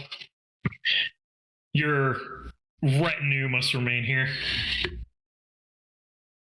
And it's like, all right. And he just kind of gives you guys a look and just shrugs. It's like, all right, I guess this is what we're doing then. Pull out a lighter and a cigarette. Look. Just understand, the colony head just wants to make sure the rest of her people, which are Weyland-Yutani assets, are okay. That's all you're doing. Get in, check to see if anything's okay, and then head back out here so we can go on to the rest. Yeah, I don't know how long this will be, so do whatever you got to do, and to push come to shove, I'll either just hang here with the eggheads till tomorrow or whatever. But I'll try not to be too long. He'll climb out of the truck, and the one standing by the driver's side door is still standing there while the other one opens the gate to let him in and very quickly shuts the gate. Could I roll observation to see what he punched in for his passcode to his briefcase? Sure. Yeah, go ahead. Give me an observation roll. And matter of fact, let me see. Might make it a contested roll. Oh boy. It's fine. You know He's how not. I roll. I'm not going to succeed. There's not really a great. I guess it would technically be mobility to try to hide it. So yeah, we'll just make it a contested roll. So I think I'm second in mobility, maybe third. I've only got the 5 dice. I got 2. I got 5, and I forgot to roll a stress die. Oh well. But you've only got 2 dice in Oh yeah. So yeah. No, I got 2 successes. I have 7 dice for mobility. Okay. You see his briefcase code. He does take it with him, but you see the 6-digit code. So I guess take a note somewhere that you know his briefcase code. Well, shit.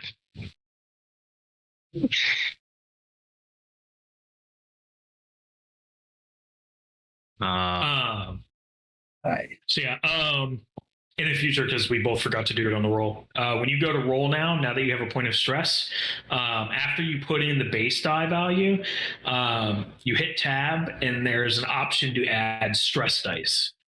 So stress dice adds dice to your pool, but if you fail a roll and then you have a face hugger on one of your stress dice, that's when panic gets involved. Yeah. Ooh. Stress is you pushing yourself to the edge, and sometimes you snap. Yeah. So yeah, the android leads him in. The androids don't like punching a code to open the gate. They seem to have some kind of plug-in thing with their hand where they can directly interface with the terminal to open the gate. Makes sense. And he kind of follows this like dirt path up to the facility, and then he like swipes his badge to go inside. He casts you guys like one last look, and then he goes inside. All right. Who wants to take the bet of he's going to want to stay here? We're just going to be going out on our own to do the shoot. Get the shit over with. All right. Give him what? Probably like an hour or two. See whether or not he's actually going to come back out. And I then don't fucking care. I ain't paid by the hour. I just want to get fucking back. No, that's fair. Kill a couple, call it a day, get out of here. Yeah. So you all want to drive out towards where the supposed nests are? Is that what I'm hearing? Or do you want to kind of like survey the immediate area? I want to survey. I want to survey the immediate area mostly, okay. And then like, if we don't get a response or hear anything from Corpo for like 2 hours at most. So how are you going about it? Are you going to like spread out? Are you going to like get out of the truck and patrol the area, or are you going to drive around? Like how do you want to do this? If anything, Corporal's probably going to leave Kristen and Durzo with the truck, just so that there's people here for if the Corporal guy wants to call in. Okay. I will say like the truck probably has like a built-in comm unit because it seems to be made for like colony life shit.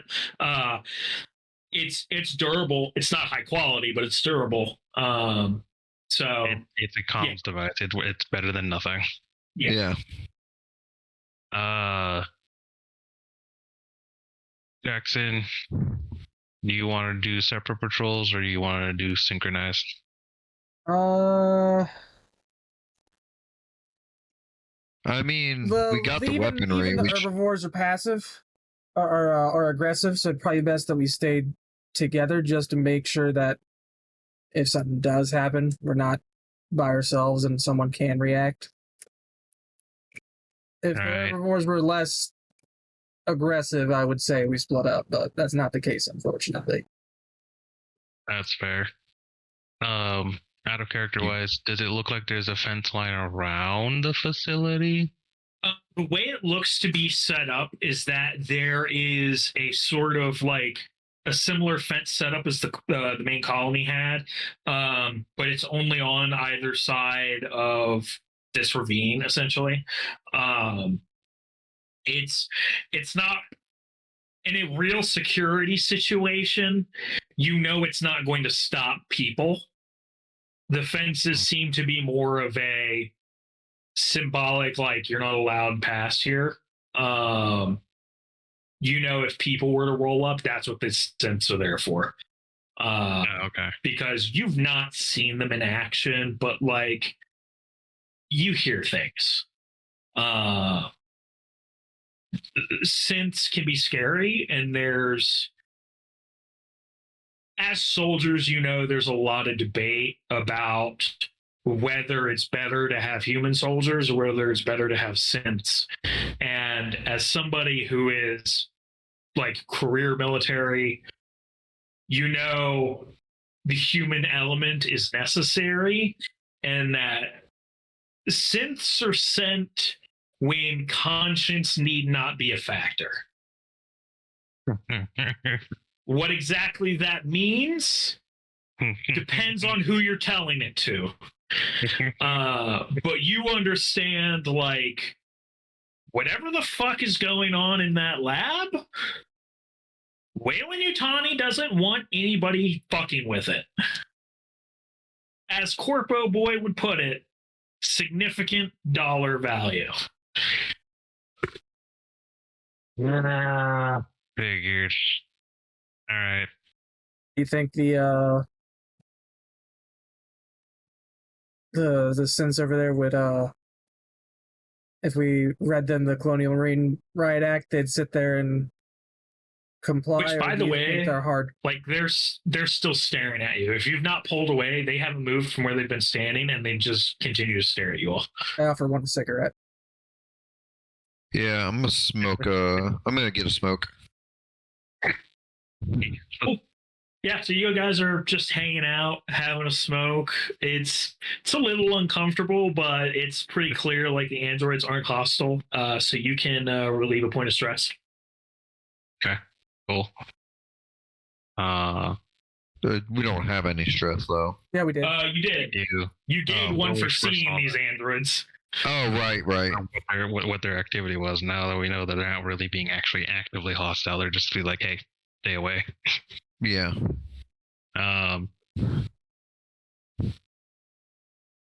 We're gonna hop out of the truck real quick and stretch our legs while we wait for Mr. Brazal. That cool with you? We're not gonna go anywhere near the facility or the fence line. We're just we're gonna It hop seems out to of process for a moment, and then it just gives you a very electronic affirmative. All right, Jackson, make for dog we're gonna company. do a walk. Don't fall Yeah. asleep too hard. Tristan, if you hear anything from from that corpo, let us know. No, these fake fucking bots here. Dodger. 2 hours. If we hear nothing, we're moving. So two of you are going patrolling, and then Durzo and the NPC are staying with the truck. Correct. Yeah. Gotcha. Okay. So the two of you are actively staying together, or are you splitting up? We're gonna stick together. Stick together. Okay. So observation roll, figure out who's making it. Probably the 6 versus the 5. Yeah. For fun. Okay. Yeah. You don't have any stress at this point, so you don't have to add stress dice. Cool. Imagine panicking on the first roll. It can happen, dude. Yeah, it's just fucking unlucky, man. Game over, man. Game over. Yeah, I know, right? You roll real bad for that.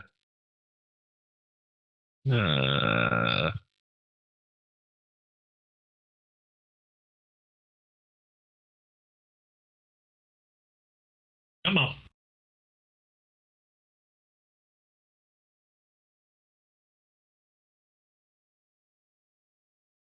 Come on, dice roll, boy. Yo. Oof. 0 successes. So you all go out and you start doing a little patrol of the area. These woods are pretty quiet. You don't really like hear much in the way of like insect life. You do hear like fluttering in the trees from time to time, but you don't like see anything in particular. You do get a little bit more familiar there with these woods. There seems to be a mix of what seems to be kind of like a mix between like a pine tree and maybe like a maple or something. It's kind of weird. A lot of these trees have like both like regular leaves and pine needles. The fuck. And the ground here is like damp. And even though it's like gray out, it's notably darker here in the woods just because the canopy, it's it's just going to be darker in here. It's a little unsettling. You can't see particularly too far in any one direction. It's not like incredibly dense, but after a certain distance, there's bound to be a tree in the way or a fucking massive bush or what have you. It's a little unsettling. And then not seeing anything while still hearing noises kind of puts the pair of you on edge, knowing that you're also like keeping an eye out for very murderous local wildlife. So you each gain a point of stress. Wonderful. Yes. But you don't see anything. You do your little patrol for, I think you said about an hour. Mm-hmm. And everything seems fine. For Durzo, there's no communication from our corpo guy after the first hour. All right. Well, we gave him 2, so. Yeah, and by the time the other 2 come back, there's still no word from him. Yeah. After the first hour, while they're on their way back, I casually discuss with Triss just leaving the corpo behind. Anyway. Yeah, I imagine Triss has to talk me out of just like, no, the CEO said. Yeah, he's very much like, I agree, but I might call the CEO a bitch a couple of times. Yeah, it's part of the mission. Yeah. So eventually the 2 of you do make it back. No signs of people eating predators as of yet. You make your way back to the truck.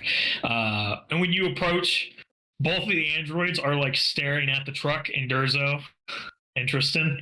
And then like as the 2 of you approach, one of them just kind of snaps his attention to you and just continues to watch the pair of you approach. It's unnerving. Like you get there and I'm also just lighting a fucking second cigarette with the pilot light of my flamethrower. It is also like it's hard to gauge right now, but if you had to guess, it's about midday-ish at this point. And you can in the distance you can hear a faint rumble. Interesting. And this thing isn't a convertible; it's just open top, right? Right. Great. Hey, there's a reason there's partially a reason why we can use the harps as a cover. Make sure you turn the engine off first. Okay. Who said we can close the cabin, sir? I'm just saying, you know. So what's the plan? Any squawk on that radio over there? Ain't nothing. Right. Hey, security. If you can let Mr. Brazil know, we're gonna move ahead with our scheduled plan and go to one of the other things that was talked about with the head of the colony. And if he needs to reach us, he can reach us on the radio. It just stares at you. Oh. Fun. You have a sense of humor. Cluck like a chicken. It turns its head, like acknowledging that you're speaking, but it doesn't say anything. No sense of humor detected. There's a deep chuckle coming. Just keep staring at you. I don't make them fun anymore. No, these are. They don't. Yeah, I mean, you've probably not seen a combat android in person before. There's as unsettling as people say they are, if not more so. They don't attempt to feign any kind of facial expression or anything. There's a bunch of bitches. It's kind of fucked up that it's not just like an automated turret that rolls around on treads or something. Like they went to all this work to like. I mean, these are normally platforms that are like made to look and behave like people, and they just didn't bother. They are people shaped out of convenience because that's what the combat gear fits. Jesus Christ. It's actually cheaper to just have essentially a non-personality, unfleshed android than it is to like build a like fully automated drone, essentially. Essentially a fake Marine. Yes. Okay. All right.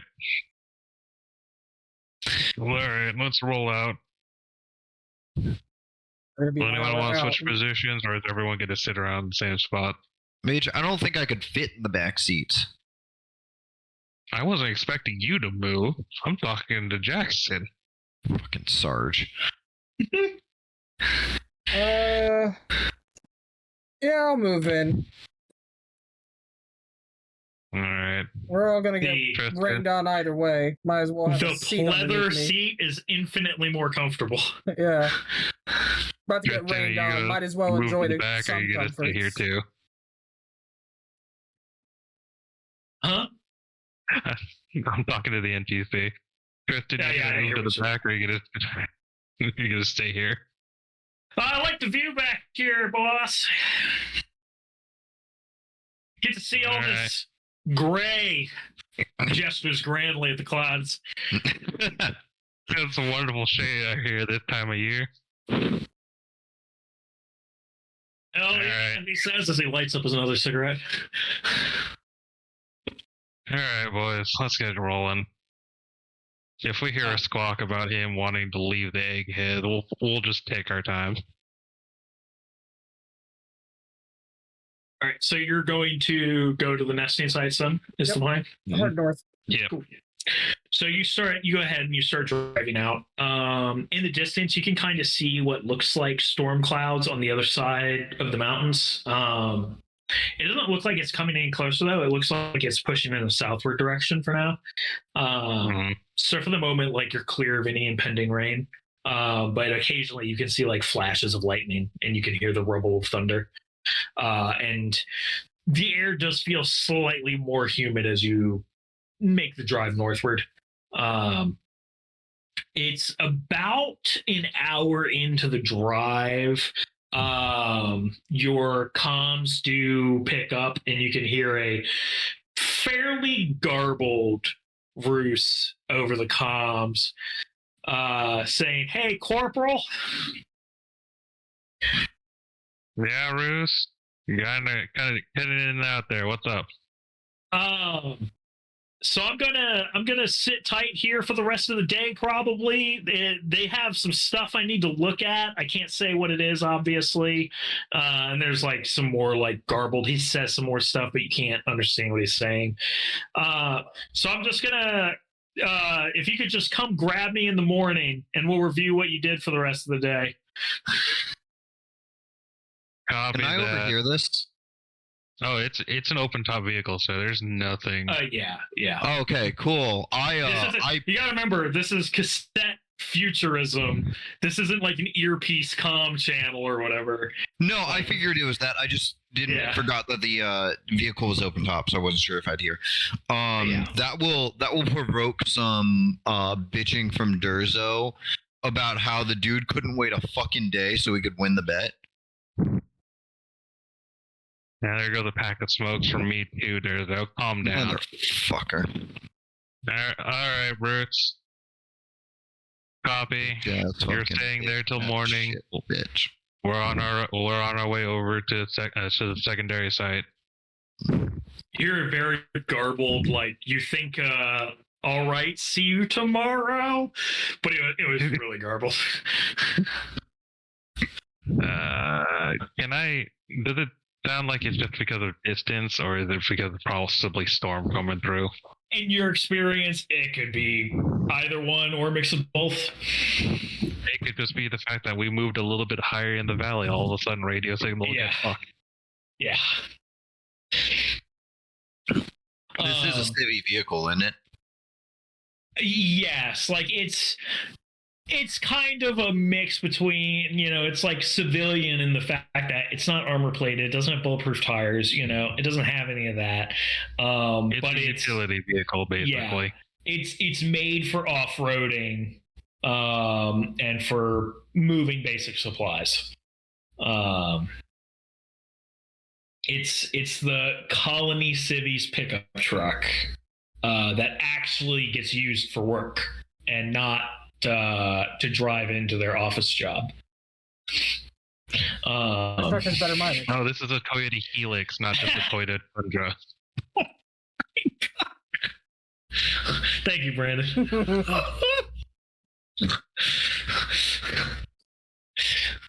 My Ford F-150's got better mileage than my Honda ever had. Okay, buddy. So dumb. All right.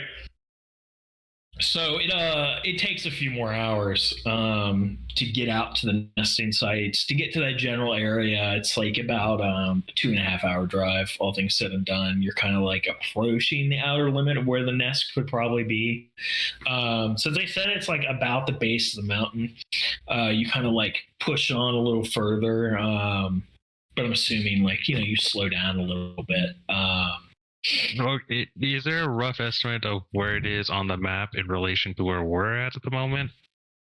Yeah, so you kind of, instead of like following the road all the way back to the colony and then going true north, because like so much of the area in between these mountains is like open area once you get out of the woods, you essentially kind of went out of the woods and then you skirted around the outer edge of the forest to just kind of cut your time down driving.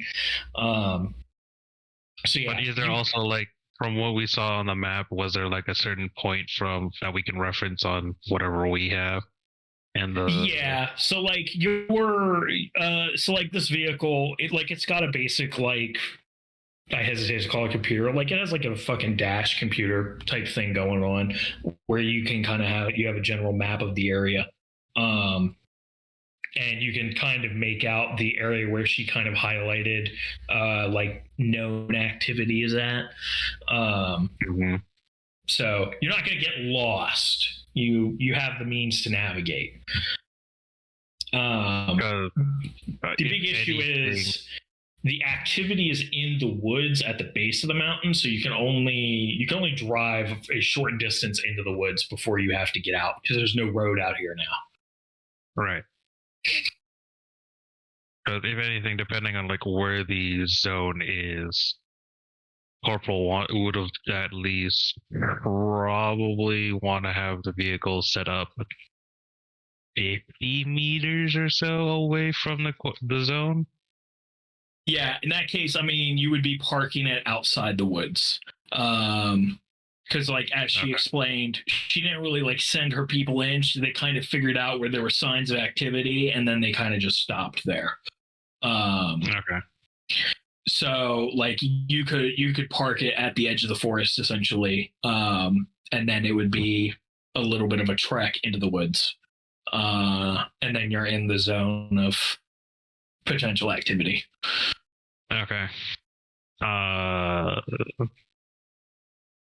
All right, boys. We're gonna leave the truck here. I'm gonna take a minute, set up one, if not both, the turrets to cover the vehicle, and we're gonna go in and we're gonna go do a hunt. I'm gonna stand on top of whatever I can on the truck for a solid round. I'm gonna try to peer out and like see if I can gather any more observation data. Just using my scope to kind of like peer deeper into the woods. Yeah, go ahead. Give me an observation roll. Are you using binoculars? So the scoped rifle doesn't say it counts as binoculars. I don't have binoculars. I'll give you like a +1 bonus to your base dice. Hey Jackson, you want to borrow these? Waves binoculars up there. Oh, absolutely, sir. Thank you. Thank you so much. Kiss ass. Whatever the bonus for using binoculars are. I don't have the bonus in front of me. I think it's a +2, but I could be wrong. I think it's a +2. So It's probably in the core book, so Yeah, I believe it is. 5, 7. Said tab. Stress. What? Yeah. Damn. +2 to observation. Yeah, binoculars. Okay. Cool. I just happen to yeah. have them open. So you are taking a look around. You take in the full scenery. You know it's probably pointless, but you even check the field behind you, just in case, like, maybe they got wily and decided to ambush us outside the woods. It's very smart. Yeah. So you take a look around, and you're looking, and then you see some movement in one of the trees. You kind of track it for a second, and something just doesn't add up at what you're looking at for a moment. You kind of take a second, you observe it. You think you see the tree shift in like a weird way where it's not rustling. It looks like almost like it's bending in the wind, but you don't feel any wind. And then you kind of blink and it's fine. And you just kind of, it gives you an uneasy feeling, especially knowing now you're out here hunting these things, and it kind of reminds you this is a very unfamiliar place. And now you feel like your eyes are starting to play tricks on you. So go ahead and take a point of stress. Yay. ooh, I think there's some movement out there. They define them as big. I don't know if she defined them as heavy. well, if it's 2 meters tall and 3 meters long, it could be heavy.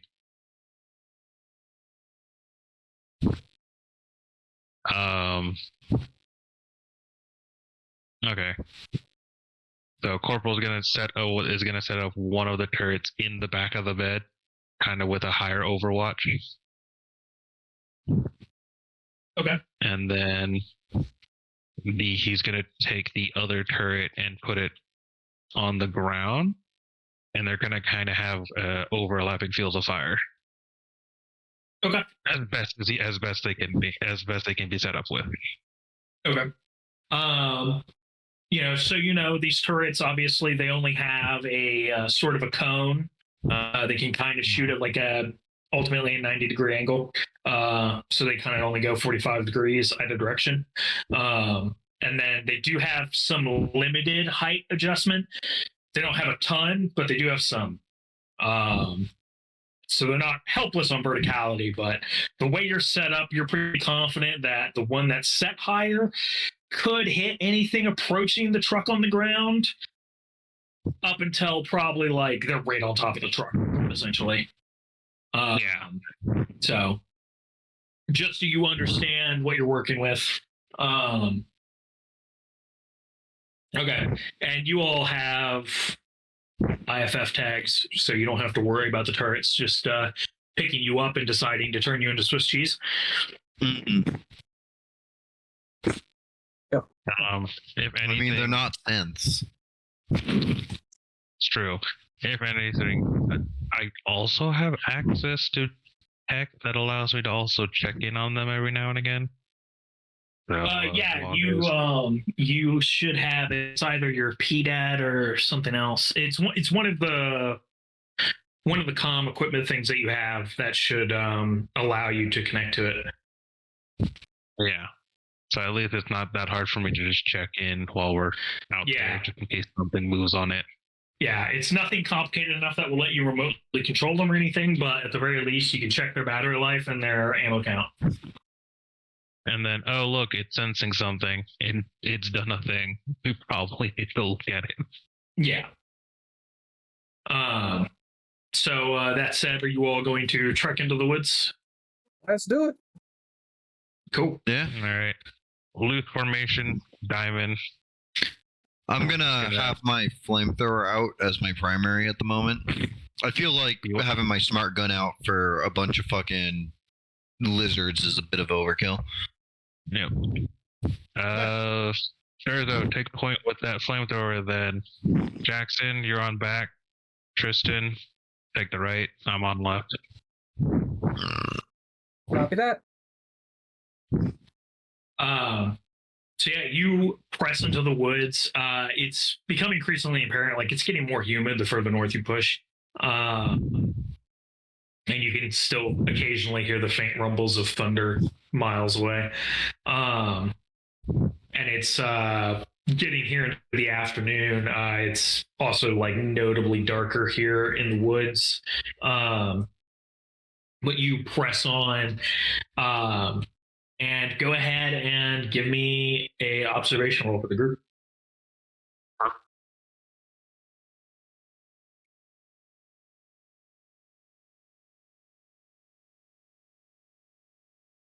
Would you like to push it? I am going to push it. All right. I get 2. So, don't forget to add that point of stress on your character sheet. Yep. Now, you press into the woods, and at first it's like, man, what the fuck are even we looking out for? Like, press it through the woods, and it's like, well, there's bound to be some kind of sign of something, right? Footprints. Especially, it's also like something. Especially because what is it? Jackson said he thought he saw something moving in the trees. Fucking. Yeah. So you go looking, and you do eventually find footprints in the dirt. As I've said before, the ground is like damp here. It's not like total squelch when you step, but the ground is really soft, and it does leave faint imprints of your boots as you're moving through, even where there's pine needles and such. So you manage to actually find some prints, and you do follow them deeper into the woods. You eventually this set of prints that you're following, with your extra successes, it leads you to what looks like maybe, because she told you these were pack creatures, what might be like the pack regrouping or something, because you find a sort of clearing of a sorts where there's a bunch of series of tracks. And it looks like, as you're kind of examining the scene, the majority of them go off in one direction while another one roams away in the opposite direction from where they went. It looks like, at your best guess, maybe 3 or 4 of them went north while one went east. Huh. Interesting. The one went east and the other one, and everyone else kept going north. Huh. Scout or something. Which, for the record, it was roughly east that you saw that movement. The east is where I saw trees moving. Not. That's where you saw the movement? Yeah. How big are the tracks? And do they look similar enough to each other, or is there actually a discrepancy between the two different tracks? The tracks are like notably larger than your own feet. They're not like they look to have like 4 toes as far as you can tell. Like there's 3 primary, and then there's a 4th digit that points the opposite direction. And from what you can tell, it looks like these things probably have talons. Some weird bird feet. Like, yeah, it's very bird-like. And based off of the tracks, it looks like they probably do move in a quadruped sort of fashion. But like lengthwise and just the width of how they splay their feet, they're larger than your own. Yeah, okay. So it matches the whole 2 or 3 meters in length sense, which probably means it's roughly, I don't know. She said they're about 2 meters tall and about 3 or 4 meters long. Which probably means they're 1.5 meters to 1.5 meters wide, give or take. Potentially. She didn't mention how like bulky they are. She just said they're big. How deep are the tracks? Not much deeper than your own. Interesting. Huh. That is actually interesting. That does not sound like a lot of anything at least Corporal would have been come across before. I mean, 4 legs, they can get the weight distributed a lot more. So they could be pretty big, but I was thinking like rhinoceros. I don't think that's what we're dealing with when it comes to like, no. Right. Let's take the path out with this individual. That's probably the one that's going to be most concerning to the pack at the moment. So going after the individual, you said? Could I survival? Is that one meant to attract attention so the rest can ambush? Like, have I seen this with other like hunting animals? Like, sure, you can roll it. What?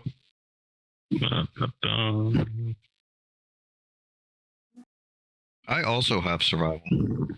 I also have survival.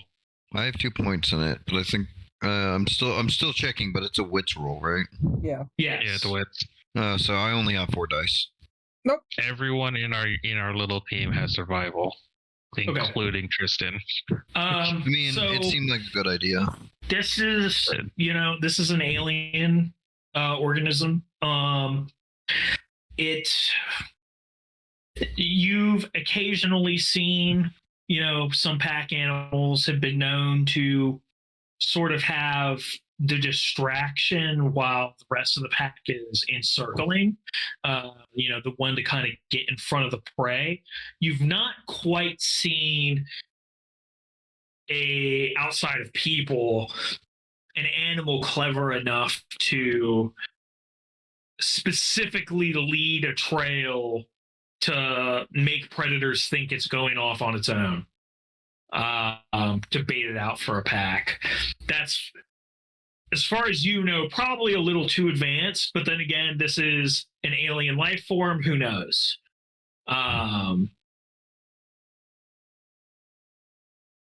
Maybe there's another predator here that's how they deal with it. I mean, Menda did say they're clever, but how clever is clever? Welcome to another world. It's still a dumb animal. Technically speaking. As long as we keep our wits about us, I don't think it will be an issue. Nah, We're in fair. body armor and got guns. Come on, guys. You ever dealt with a coyote before? Yeah. Not the 2-legged coyotes, the 4-legged ones. Yeah, like wolves, but smaller. No, comparison-wise, that's more like a fox to a wolf.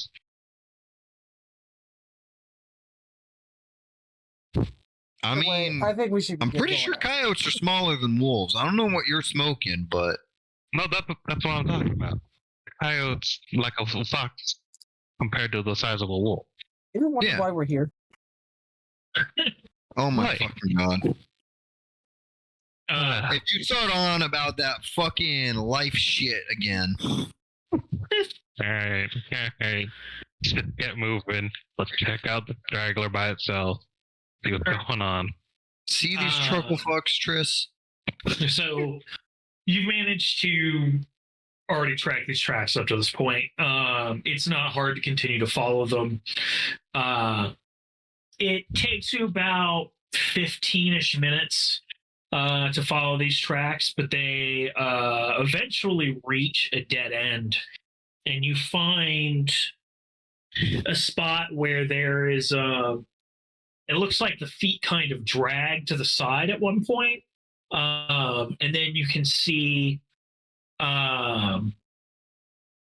what looks like, you're not even really sure, but there's a discoloration in the dirt. The dirt is like this weird, like somebody spilt like bluish paint, like a dark blue. And there's kind of like a little bit of just a splatter of it across the dirt. Can I roll survival? Sure, go ahead. I'm just gonna keep the wits about us and keep an eye out. Go ahead and give me an observation as well. In that case. Totes.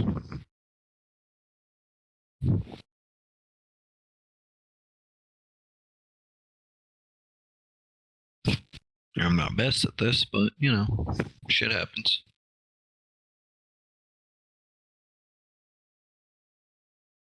And I got 1 stress. Ooh. That's real fucking neato. Did you crit fail it, sir? I got a panic roll. I mean, I can't do Yeah. anything. I'm not gonna do anything with that panic roll, but like I panic rolled. Yeah. So yeah, it's you're wigging out a bit. I believe no, I can't even push myself. I don't think you gained stress. No, not for keeping it together. Yeah. So yeah, you're keeping it together, but it's these kinds of jobs are never great, especially when it's a predator animal like this. And now thinking the possibility that maybe there's another type of predator out here, it's leaving you feeling a little uneasy, especially since it's, it's kind of dark. Yeah. You become acutely aware of how deep some of the shadows run around you. Ollie, go ahead and make that survival roll. I get 1 success, sir. Oh, I see. You rolled it just before he rolled his. Okay. Yeah. Okay. So yeah, you're checking it out based off of what you're seeing. It looks like the animal was hit by something from the south, potentially stumbled. This bluish coloration, based off of how it looks like it splatters, it's probably its blood. You've not seen blue blood before, but you've seen sins with white blood, so it's not much of a stretch. Got more cobalt than an iron. Got it. And then you just kind of look around and you're taking in essentially what's the kill zone here. And you can kind of faintly smell like rot on the air. But it's faint.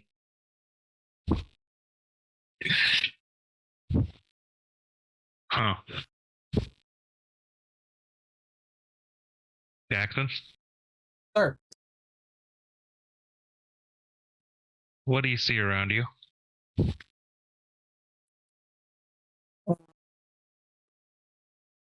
You want to make an observation roll, or do you want to state the obvious? That's what I was very tempted, but Jackson would actually observe. Okay, observation roll. Panic. Please no. That's your job, sir. Calm down. Well, I'm at 2 stress, unfortunately. So Yeah, I was gonna say it's twice as likely for him, and for him something could happen. 2 successes. No, you're good. Okay, so yeah, you take a moment, take a step back, you observe the surroundings. I didn't think the binoculars or scope would help, so I didn't use them. Not in this situation, no. You can faintly make out in one of the bushes what looks like a corpse of one of those herbivores, very badly decayed. It's probably been there a few weeks, mostly picked clean, but you can faintly make out the rot coming off of it. But you also notice on the leaves above where that body is a few little droplets of blue that matches the same shade of blue that was on the ground.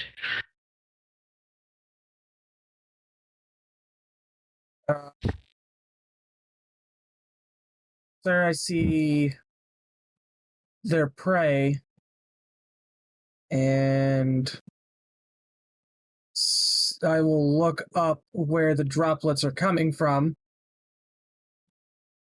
Huh. Alien Logic 101. Look above you. So you can see about, let's see, it'd be about 4 to 5 meters up in the tree on a large branch. You see this lizard-like creature, jaw hanging open, like dry caked blue fluid on this long forked tongue. It has like almost like vampire-like incisors on each jaw and a bunch of like needle-like teeth. And it has like this grayish, light bluish, greenish, like it's more of a greenish than a blue type skin that's like patterned with like light gray stripes. And it is just like got one gnarly like puncture wound through its throat, and it's just kind of like just laying limp up there in the tree with big black eyes just wide open. I think I found one of our Now that you can actually see it, these things are not massive. They're actually very slender, but you can tell they have very tight musculature. Yeah. They're very like, lame. Got it. Imagine like a greyhound, but hybridized with like a velociraptor in a way. Yeah. Terrifying. All right. Wow. And a dying or dead one of our quarry. Okay. Do you see tracks that lead over in the direction you see, where you see it? I see blue blood. That's good enough. But it's dripping from the thing up top. Well, it sounds like we ain't got nothing to do right here. I'm then. gonna keep my eye on it. If it fucking twitches, I put a round through it. No, it is dead. Like the blood is dry. It is, yeah. It's not breathing. It's dead. It's not even twitching. The hole that you see in its neck, because it's got a fairly long neck. It's like, what's a good example? It's like about it's about like half the width of a tennis ball, maybe. Oh, jeez. Like it's a significantly sized hole, and it's like punched through and through. Huh. But it's not a clean wound either. Like it looks like something went in and was like torn out. Like you can see shredded muscle and stuff inside. Well, if it weren't for how unclean it looks, I would say it's someone else, another squad beat us here. Yeah, you're damn right about that. But I don't know no bullet that do that. Tristan, Jackson, check out those bodies. Nerzo, let's keep an eye out. The one body is up in a tree. So whoever wants to check that body out close has to climb a tree. Is that mobility? All right. That's going to be Tristan. Well, considering how big these trees are, I will say it's mobility. Yeah. I think between the balancing and stuff, like climbing up isn't going to be, it's not too much of a strength issue, I don't think. I think it's more of a, can you maneuver yourself? Because y'all are Marines. Mm-hmm. Yeah. I have Yeah, seven dice. I want Tristan to do it. Okay. Okay. Sure, I'll take the easy job. I will happily check out the decaying corpse. Yeah.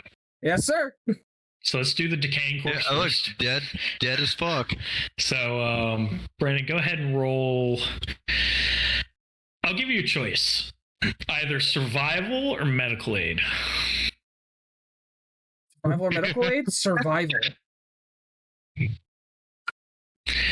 You're examining a dead body. So I'm giving you the choice between those two. It's gonna be survival. Okay, that's fine.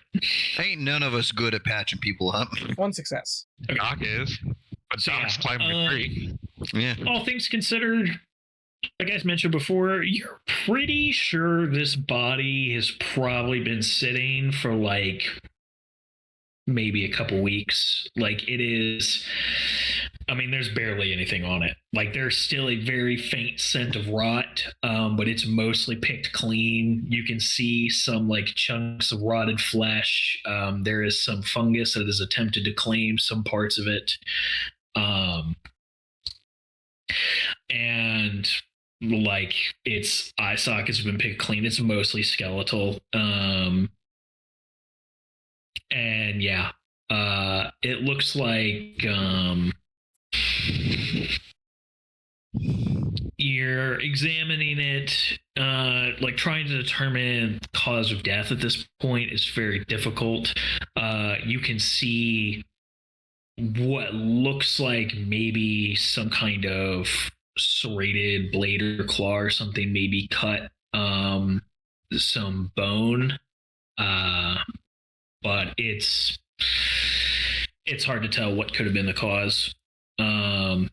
You're not super familiar with the wildlife here. Maybe the claws are that sharp on these predators. Yeah. So the prey's been beyond dead that, for yeah, good couple it's been weeks. dead for a while. Interesting. Tristan gets to climb a tree. Yeah, so Tristan's climbing a tree. let's see what Tristan's roll is. Oh Ooh. boy. You really wanted Tristan to do this. Yeah, so he tries, he gets up like a good 3 feet, and then tries to like position himself to climb up onto the next branch, and his boot just finds a really damp spot of moss, and a whole like section of bark just comes loose, and he just luckily falls ass first. He doesn't hurt himself in any significant way, but he does gain a point of stress. All right, I'm gonna Because, sigh and scary. attempt to make the climb myself, regardless Which, by of the what way- it does. Which, by the way, Ollie, you do need to be tracking his stress. Okay, so he's at least at 1 point stress right now. Should be it. Yeah. Okay. Tristan, 10 on the dismount, 2 on the landing. Yeah, well, shut the fuck up. Eat my ass. Especially because I need a little kiss right now. And he gets Oh up, my or at fucking least gets god! it left of Really? it. Not gonna be for me. That's the second roll in a row I've gotten panic on. I Yeah, succeeded. you try to get up there, and like about the same spot where the bark came loose, just more of it breaks free as you're. Oh no, climbing I up there. succeeded. Oh, here. I just also got panic. Luckily, yeah. again, So, yeah, I do not have enough panic for it to matter, but Yeah, you get up there, you make it the whole 4 to 5 meters up, and you start to look at the body, and then you like look and see how far up you are, and you have to take a moment. You clutch onto the tree, as your stomach kind of does a somersault for a moment. You kind of reestablish your balance, center yourself for a bit, and then you lean in to take a look at the body again. The body is pretty much as described. If you want to try to get anything more detailed, it's going to be medical aid or survival.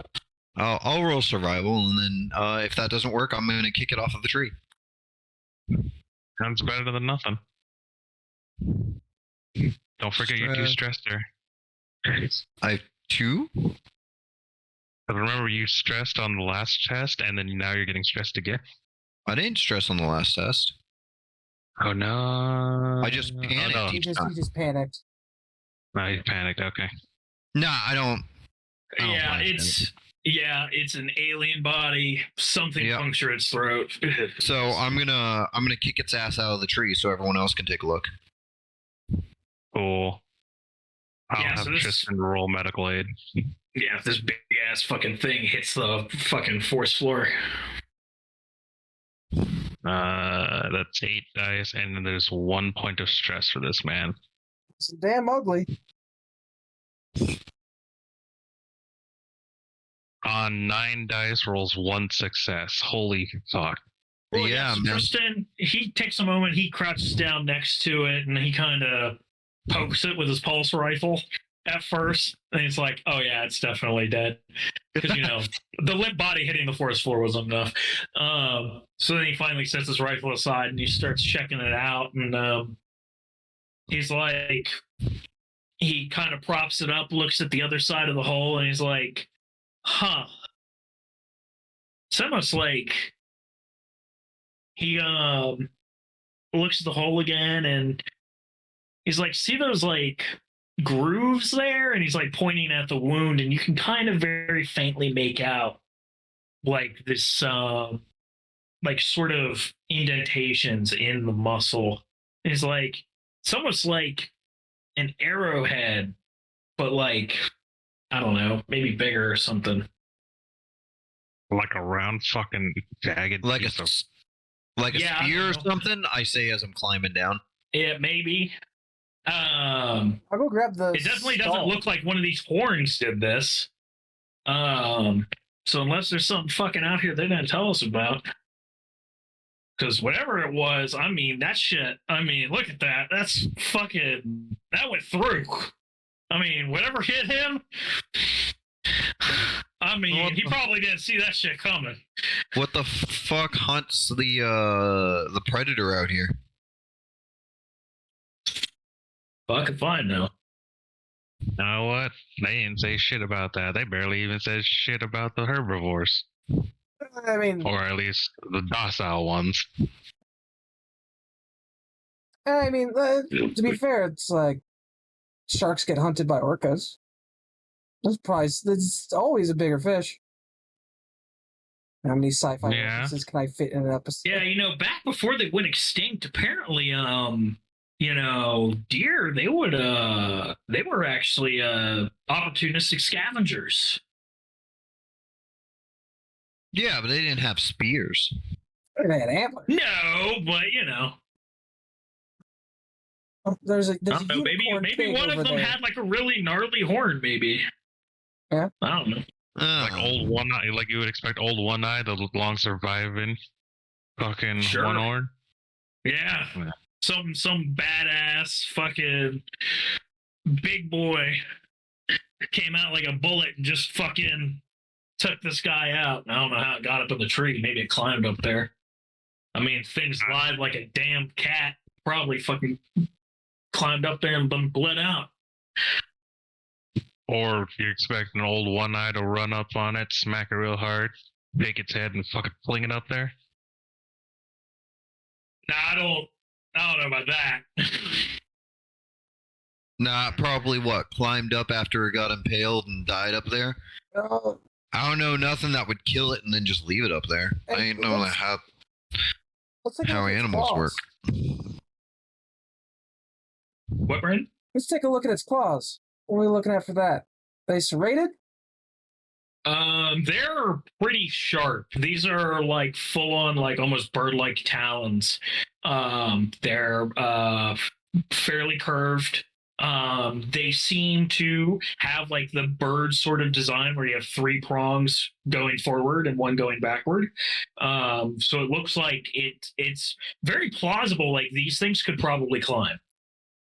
But does it look like what killed the pig? Potentially. They do go down to like fine points. It's possible. The cut in the bone looks a little too clean for that. But the bone has also been decaying, so it's hard to say. Yeah, I'm gonna grab the bone from the decaying pig unicorn thing. Sure. You can take a moment to break a chunk out of the spine. I'm assuming you're going to like hold it up to the claw and try to fit it. Yeah. Hey Zach. Hang on. The claw goes like just the tip in, but not all the way. The slice seems to be narrower than the majority of the claw. Whatever killed that thing over there wasn't this thing. At least not this one. I'll pass the bone around. So what are you saying? Is that okay? I was going to ask, can I use my spotter scope that I got from being a Ford observer to kind of take a look at the trees and see if the reptiles seem to move more in the trees rather than the ground? I mean, you don't really need to use a spotter scope for that. I mean, just looking around with how dense the forest is, with how large the branches are and stuff, and how lithe these are, especially being quadrupedal. I mean, you've not seen a wild cat, but like, I mean, you had a basic education. All of them are extinct now, but I mean, you've seen videos and stuff of clones and such. You do think it's very feasible that they could if they wanted to.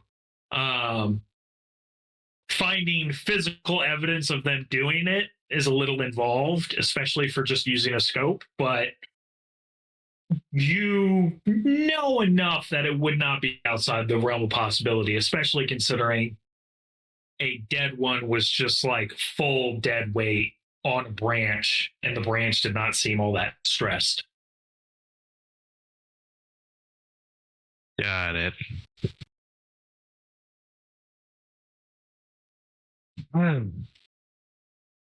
Well, maybe this dead one is probably a young one versus whatever is actually supposed to be out there. Does it? You said the claw mark looks similar enough to what it could be, but not exactly as big. Jackson? Yeah, the claw, like he can get the tip of the claw into the groove where the cut is, but the majority of the claw does not fit. Like there's more depth to the cut that the claw can't reach. That something thinner went through there.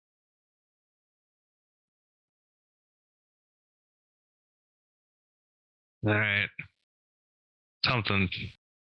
A lot of stuff still's not adding up right. But keep your eyes up as we go along again. Yes, sir. All right.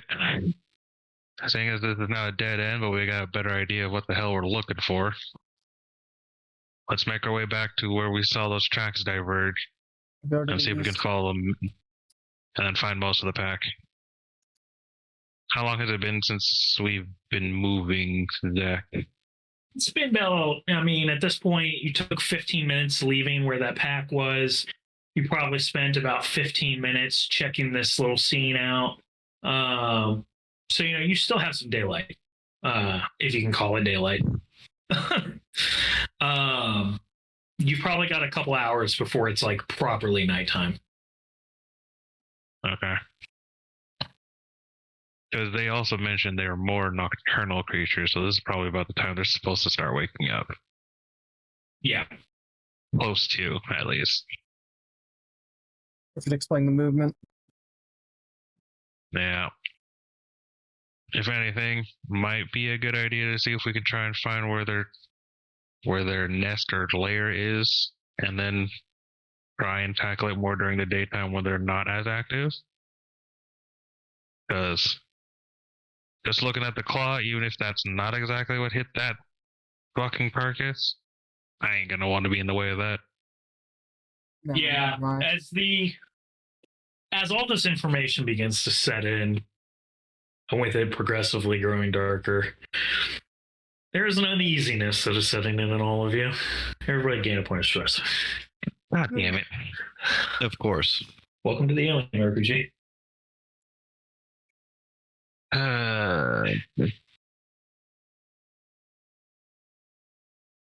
It is not hard to follow the tracks back to where the parent pack activity was. And you said you wanted to follow the pack activity towards wherever they were going.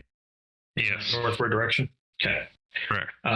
So let's go ahead and you start making your way. You move up this path, and actually, you know what? Let's do a quick like bio check. Are people like good on drinks and stuff? Do we want to like take a 2-minute break? I have my drink, so I'm good. Like, the worst I could do is refill on my vodka a little bit, but... Okay, let me rephrase. Do people want to take a couple minutes for a break? No, I'm good. Okay. No, we can go on. Okay. Yeah, so you'll press on. You follow these tracks. You follow them for... They get a little spotty in a couple sections, but ultimately it's not too difficult to follow them because it's a group of them moving. And they don't necessarily stay side by side. They kind of spread out a little bit here and there, but they ultimately stay fairly within eyesight as far as you can tell of one another. And you kind of follow these tracks up, and you see after about 45 minutes walking, you find a spot where there seems to be some kind of disturbance in the tracks. They kind of crisscross all over the place. You can see where there were their talons / claws kind of dragged through the dirt. You can see there are some kind of just struggle. You don't see blood or anything. But like clearly there was like a commotion here of some kind. Mm-hmm. And then the tracks kind of just continue. Fucking weird ass aliens. Possibly they got ambushed again. Yeah, ain't no blood though, no. Are they play fighting? I don't fucking know. Yeah, well, seeing as we didn't have any eggheads to tell us anything about the wildlife. Just keep finding them. They'll die one way or another. Well, let's make sure it's actually the ones we need to kill and not the horned ones. Well, we'll find out when we get there, won't we? Hey, you think the horned ones will taste like bacon? God, I wish. So you make your way onward.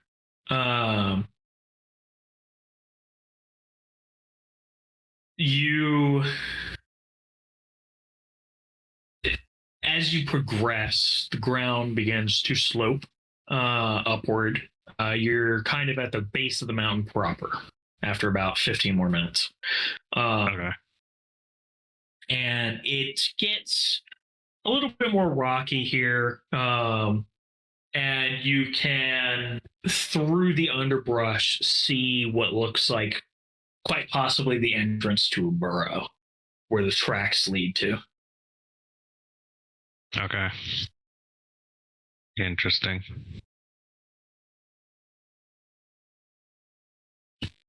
Now, from what you can see, it's a little obfuscated because of the underbrush. From what you can see, this burrow, you probably have to crouch down to get inside, but you could easily fit. You just couldn't walk in.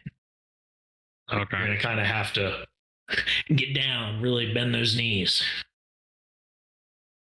Hope no one Whereas skipped some of leg us gear players call it roadie run. I fucking love roadie running. Oh, wonderful. Here we go again.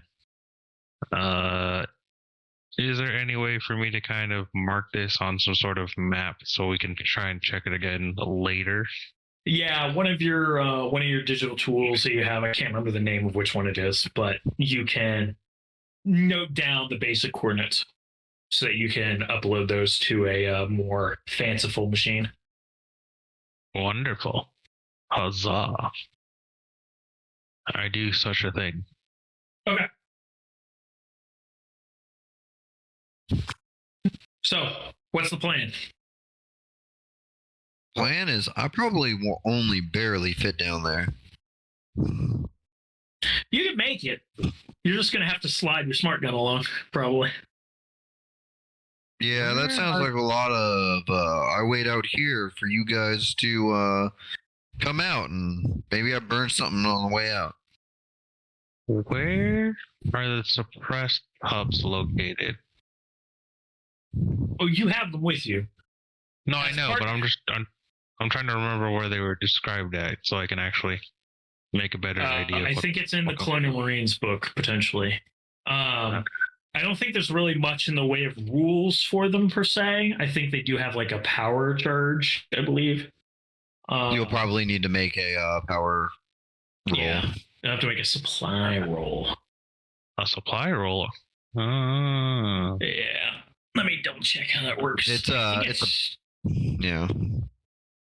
Yeah, I think it's a D3 or something like that.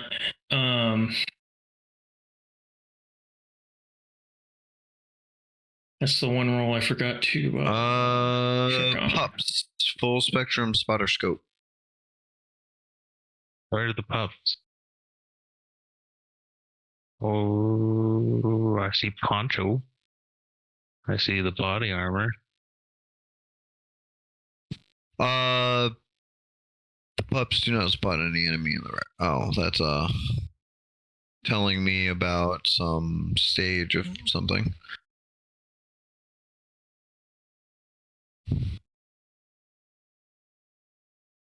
What's their technical name? It says suppressed pups as far as the Colonial Marine book goes. Okay, suppressed pups. Yeah, I see it. Actually, Port observer. Wow, it only shows up in 2 places. Where's that? Neither of them give any description about them. Fucking wonderful, man. Okay, in that case, I'm not going to say they have any power supply, so they just work. And then, because I know what they do in the setting, they're essentially part of your bag, but your bag, since you have these, is going to be more of like a hard case, because these the pups are balls that have sockets that they attach to. So you pretty much can pull them out, and they go and they float along, and they can scan things, and they can give you information based off what they scan. And they can also they can save what they scan as a 3-dimensional map. Okay, I see what it is. You don't have a computer with you, obviously, to like look at that map right now, but they can report back to you at least the basic information of what they detected. Future reference 134 of the core book. 134 of the core book. Yep. It is also known as a parameter uplink spectrograph mapping device. Oh, well, that's why they use the short. Yeah. They use the not short version. Nerd version. It doesn't say anything about doing it. It just a scan of his 1 zone per round up to extreme. Yeah. Okay. So, and because they're suppressed, they don't make a noise, really. Yeah. Yeah. Cool. But otherwise, there's no rolls. So yeah, we're perfectly appropriate to doing the thing. I'll take one of them out and just be like, let's send this in there first and see what it comes back with. Okay, yeah, sure. So you pull it out, and then you kind of give it not even a full toss, but you kind of pop it up into the air, and it immediately begins to float after a second, and then it drifts into the tunnel entrance. It goes in there for about 20 seconds, and then it comes back out. And you get some basic data. You can pretty much tell it's a small chamber inside there. it reported negative on life signs. There's Sounds good enough not for a me. ton it can tell you other than like air's breathable in there. There's solid ground in there. There's nothing moving in there, and that's pretty much it.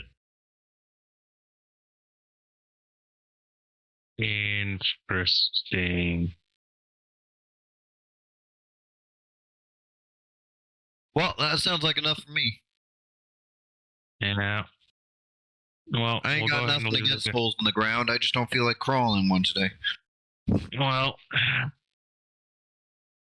And if 4 of them survive because they're hiding in there, frankly, I don't give a fuck. no, Say they'd have I feel you eggs. on that one. Yeah, they did have eggs, but there's nothing in there that looked like egg, or at least no life form, life signs. Are eggs life forms? You know what? Am I eating something alive when I have eggs in the morning? Look, I'm not trying to get into that philosophical chicken or the egg thing. Not right now. Well, obviously the chicken came first. I said I wasn't trying to get into it right now. I'm just saying. I turn on my shoulder lamp. I can take a quick look. If it came out real quick. If I see an egg, crush egg. If I don't see an egg, I just walk out. He's going in the hole, Sarge. You have fun. I won't. That right there, gentlemen, is a model marine. Tristan says as he lights up the smoke. Bam, Skippy. All right, let's make sure nothing rolls up on us while we're waiting for him to go in the hole. All right, I do the thing I shouldn't do. I go in the hole. Okay. This is where he gets eaten by the alien. Go ahead and give me an observation roll. Neat. There's obvious stuff that I will give you, but I want to see if you spot the other stuff. I probably Thank won't you. without panicking. Just don't panic, dude. I have Like, 3 what's your- stress. Yeah, Corporal's got 3 stress. The medic's only got 2. I've only got 2. Oh, look, half the team's stress. You're good, dude. Doing just fine. So yeah, In fact, you got 2 successes. That's more you than go one. in there. It is fucking dark in here. But you got your flashlight. Shoulder lamp. Yeah, and you take a look around. There are 5 of these dead predator creatures. They are scattered about the chamber. The chamber is also like littered with like bones. And you can see what look to be a couple eggs that are unhatched, sitting in like what looks like just like a pile of like branches and like leaves and stuff. And you also notice all but one of these, their what would be their chest cavity has exploded open, or maybe it was ripped open, because you can see what looks like a sort of rib structure, but the flesh is also torn down across the stomach a bit, and then the 5th one looks like it bled to death. It's covered in scratches and scars, and small bite marks. And then you also find one kind of trapped underneath one of the bodies as you kind of explore this spider-like thing. It's like flesh toned with long, almost finger-like looking legs, It has 8 of them in this long tail, and this very strange looking orifice on the underside, and it's like curled up like a dead spider, but it's partially squished underneath this corpse, and it stinks in here. It's gotten a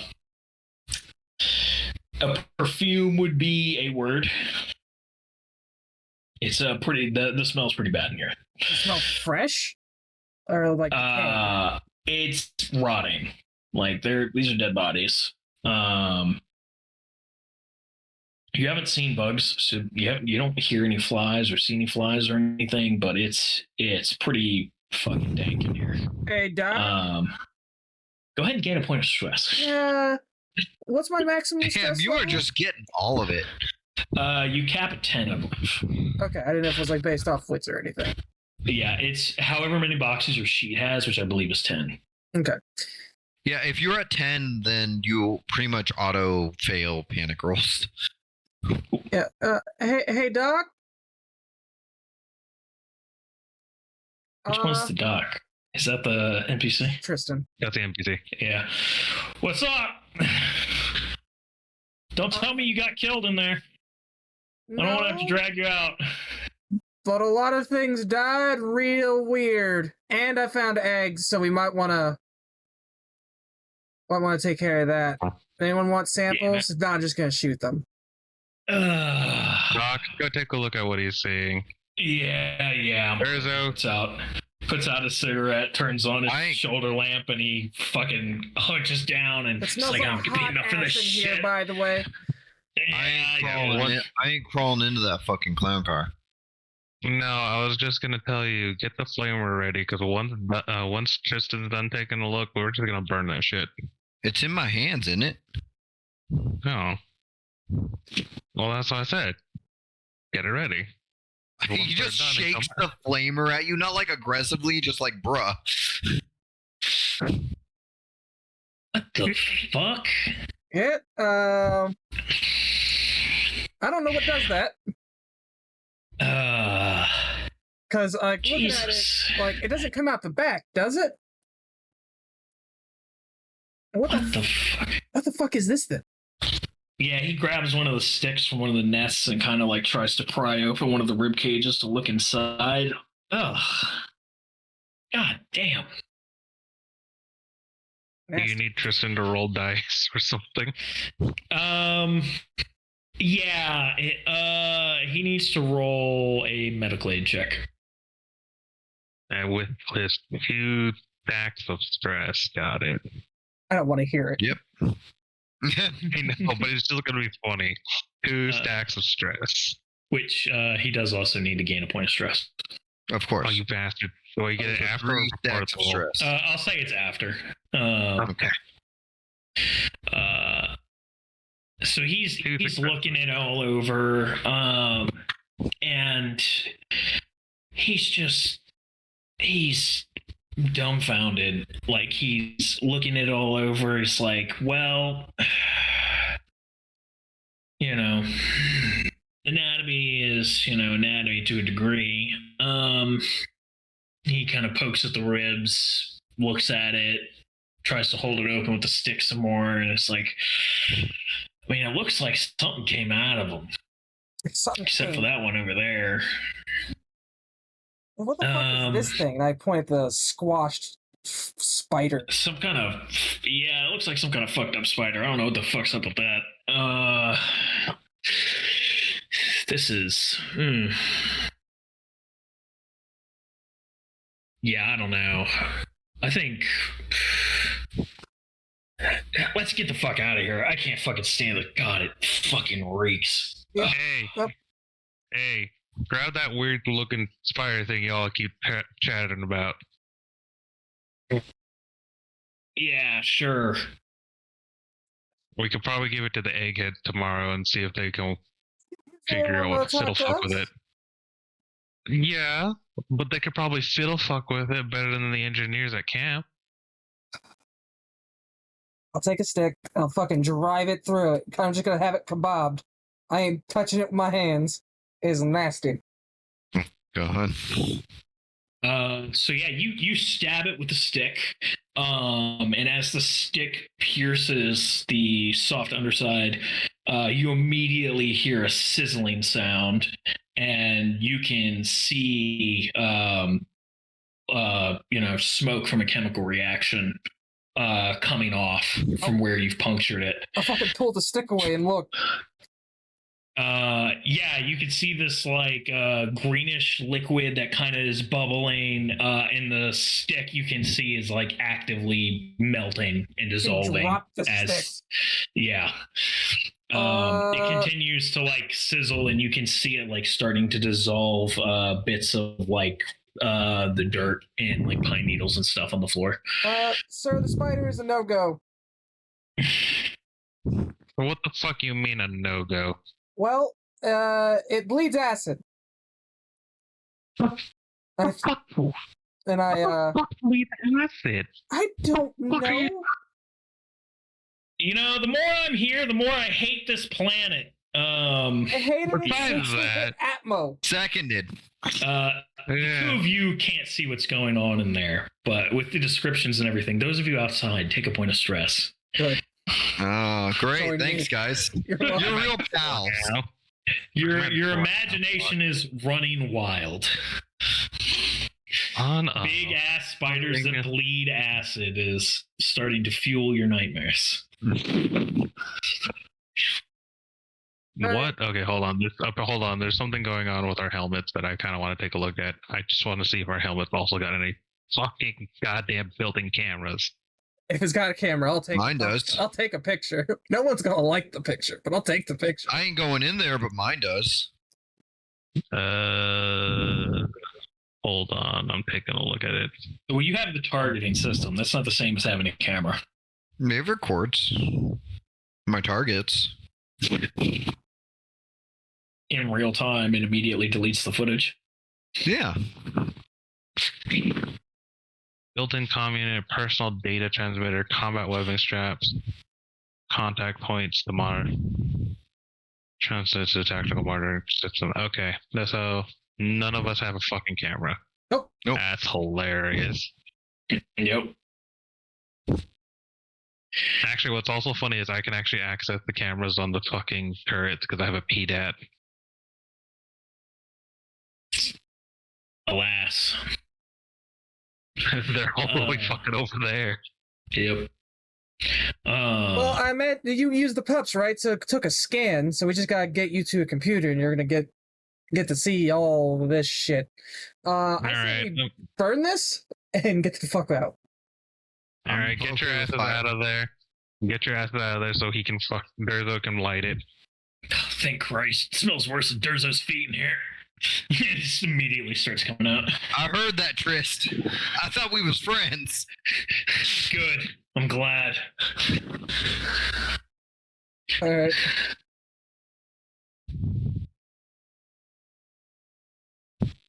Why did So Brill you get in all there?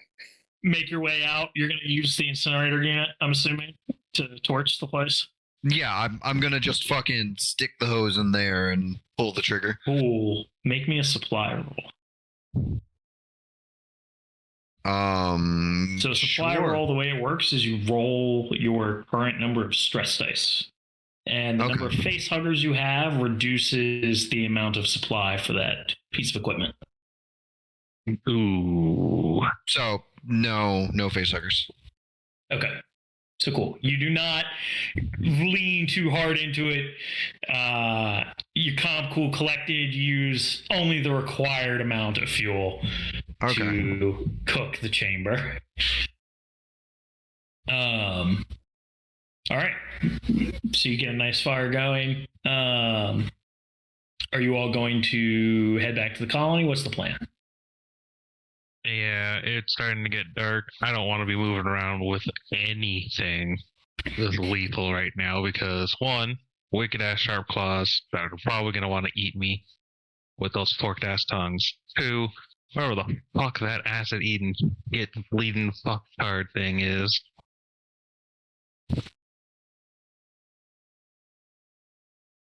Spider And three, Spider with nails. Got it. 3. It's dark. I don't want to be fighting in the dark. And I don't think, burning the entire forest down is going to make Whaley Yutani or the rest of base camp happy with us. You know what? I'm going to say that burning that den was enough, and we're done for the day. Thank you, Durzo. Thank you. Anything to get out of work, Commander.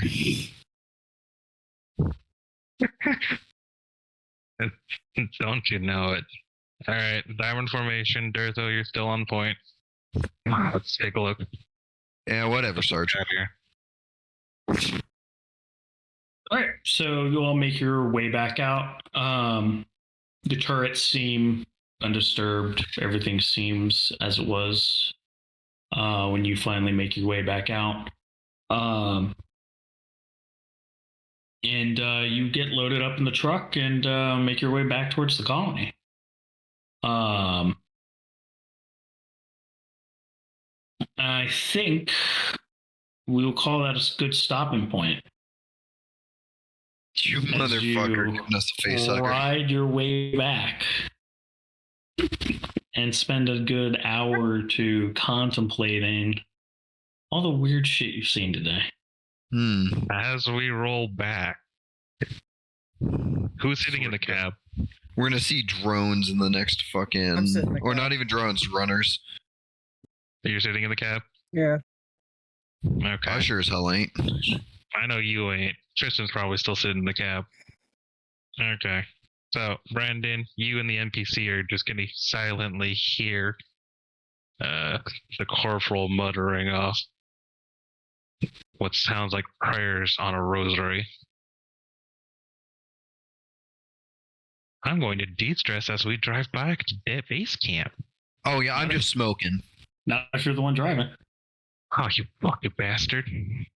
Sorry, that's how it works. I'm gonna de-stress by smoking because I ain't got nothing else to do. I'm going to de-stress by looking at photos of my wife and daughter. All right. Oh, you know what? Tristan's doing the exact same thing too. Except it's just a girlfriend and a dog. I don't know. You know what's funny is I also have a picture of just my dog. So Jesus. we one by one downgrade our shitty lives. All right. Literally, my signature item is folded up picture of my dog in front of me and my dog in front of my house. All right, so yeah, we'll call it there as you're making your way back, and we will continue next week, barring any bullshit. Totes. That was a hell of a thing. That was actually pretty fun. The stress is building. How do we lose stress between No. sessions or No. Okay. So are we just able to, those of us who Whatever could, your stress is, it maintains until the adventure is over, and it's up to you to lower it when you can. all right, so those of us who weren't driving were able to Yes. pull off the stress level? Okay. Yes. It's just A stress level? Correct. Okay. Yeah, not all our stress, so that would be too easy, wouldn't Yeah. it? The only time you get to clear all of your stress is like between adventures, essentially. So like if you're doing a longer form campaign, like, you know, you're going like the time between Alien 1 and Alien 2, Ridley would lose all her stress. That's fair. But throughout the entirety of Alien 1, she has to manage her stress. Throughout the entirety of Alien 2, she has to manage all her stress. But between the films, she loses what she had from the first. You know, I am very happy that I decided to pick a flamethrower. Shoot them. I was just like, I ain't touching that. Yeah. Especially after the doc was just like, so things came out of this thing's chest. Like, I don't believe our characters are very savvy on We have no idea what the fuck an Aliens? alien is. Yeah. No. The idea of the xenomorph is very classified information. Well, If anything's known at all. We saw some weird spider with acid. Yep. Ripped up That bodies. said, that means there's absolutely some runners running around. You know what? Those could have been those weird ass fucking bendy trees you saw, motherfucker. Oh my god, I would be fucking upset. I suggest being prepared to be upset. Yeah. Such delightful plants. They'll Uh, manage to dip the corpo agent so fast. Yeah, man. Fuck that dude. I mean, we should try to do the You job. kind of all. Well, here's the other thing. I kind of half expected the corporation just to stay in the heavily guarded facility and not be in the middle of the fucking wood. I half expect the heavily guarded facility to end up being somewhere we go that's filled with xenomorphs, so, you know. Is that because it's Wayland Utani? That's besides the point.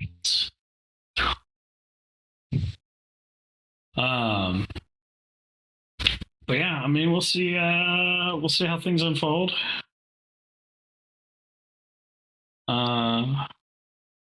Yeah.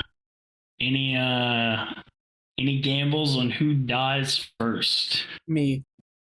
To be fair, Brandon's character is kind of making the, I'm not gonna say dumb moves because like he's being a good soldier, but he is making the moves that put him vulnerable. Listen, I'm making the moves he that was move the plot he decided to forward. become the tunnel rat. Hey, I'm willing to move the plot forward by saying, oh yeah, that was a tunnel full of nothing. Let's go.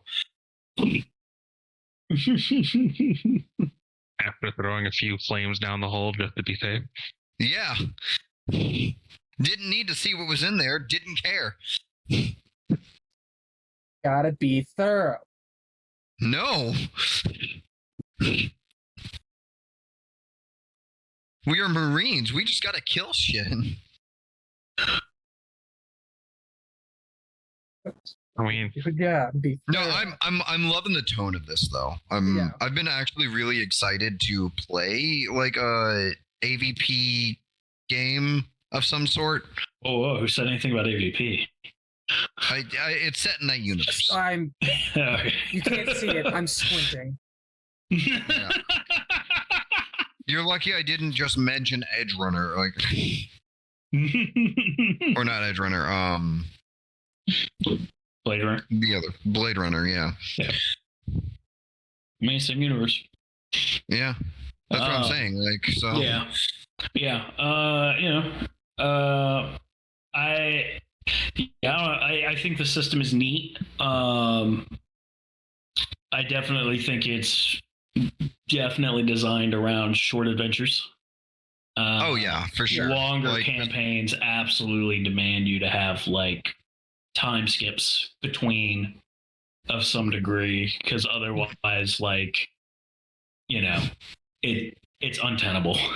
I was gonna say, because like just looking at how the stress system works, you would get at your max pretty fucking quick, and looking like at this, just what the stress said in the core book, that can make a team fall apart really quickly. Yes, absolutely.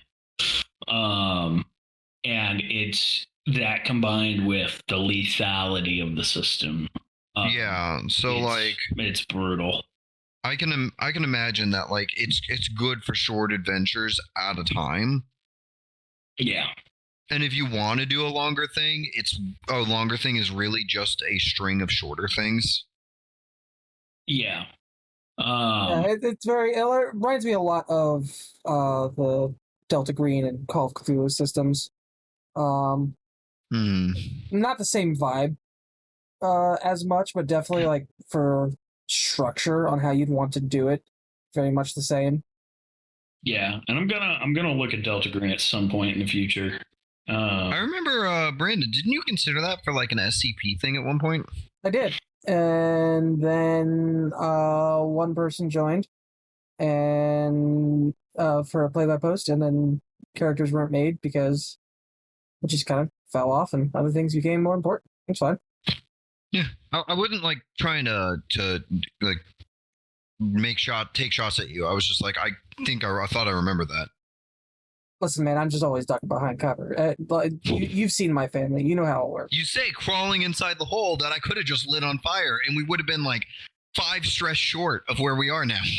Sir. We also would not have found the face hugger too. Yeah. Yeah, what's that going to do us? We didn't take that with us. Look, if all I'm saying is taking the easy way out. Turns out, looks like it's doing well. All I'm saying would have had a fine specimen. All I'm saying is, it wouldn't have mattered if you went in the hole or brought the information back to a computer. You were going to get a stress for seeing that. Oh no, that's what I was saying. Don't go in the hole. Just me stick flamethrower in. None of us need to know what's in the hole. It's done. Yeah. All I'm saying is you'll soon learn that the lazy. But you're not saving yourself any stress. You're still getting the same stress in the end. And all I'm saying is, thank you for listening to Actual Play Broadcast. You all have a wonderful day, and thank you for listening. Segue.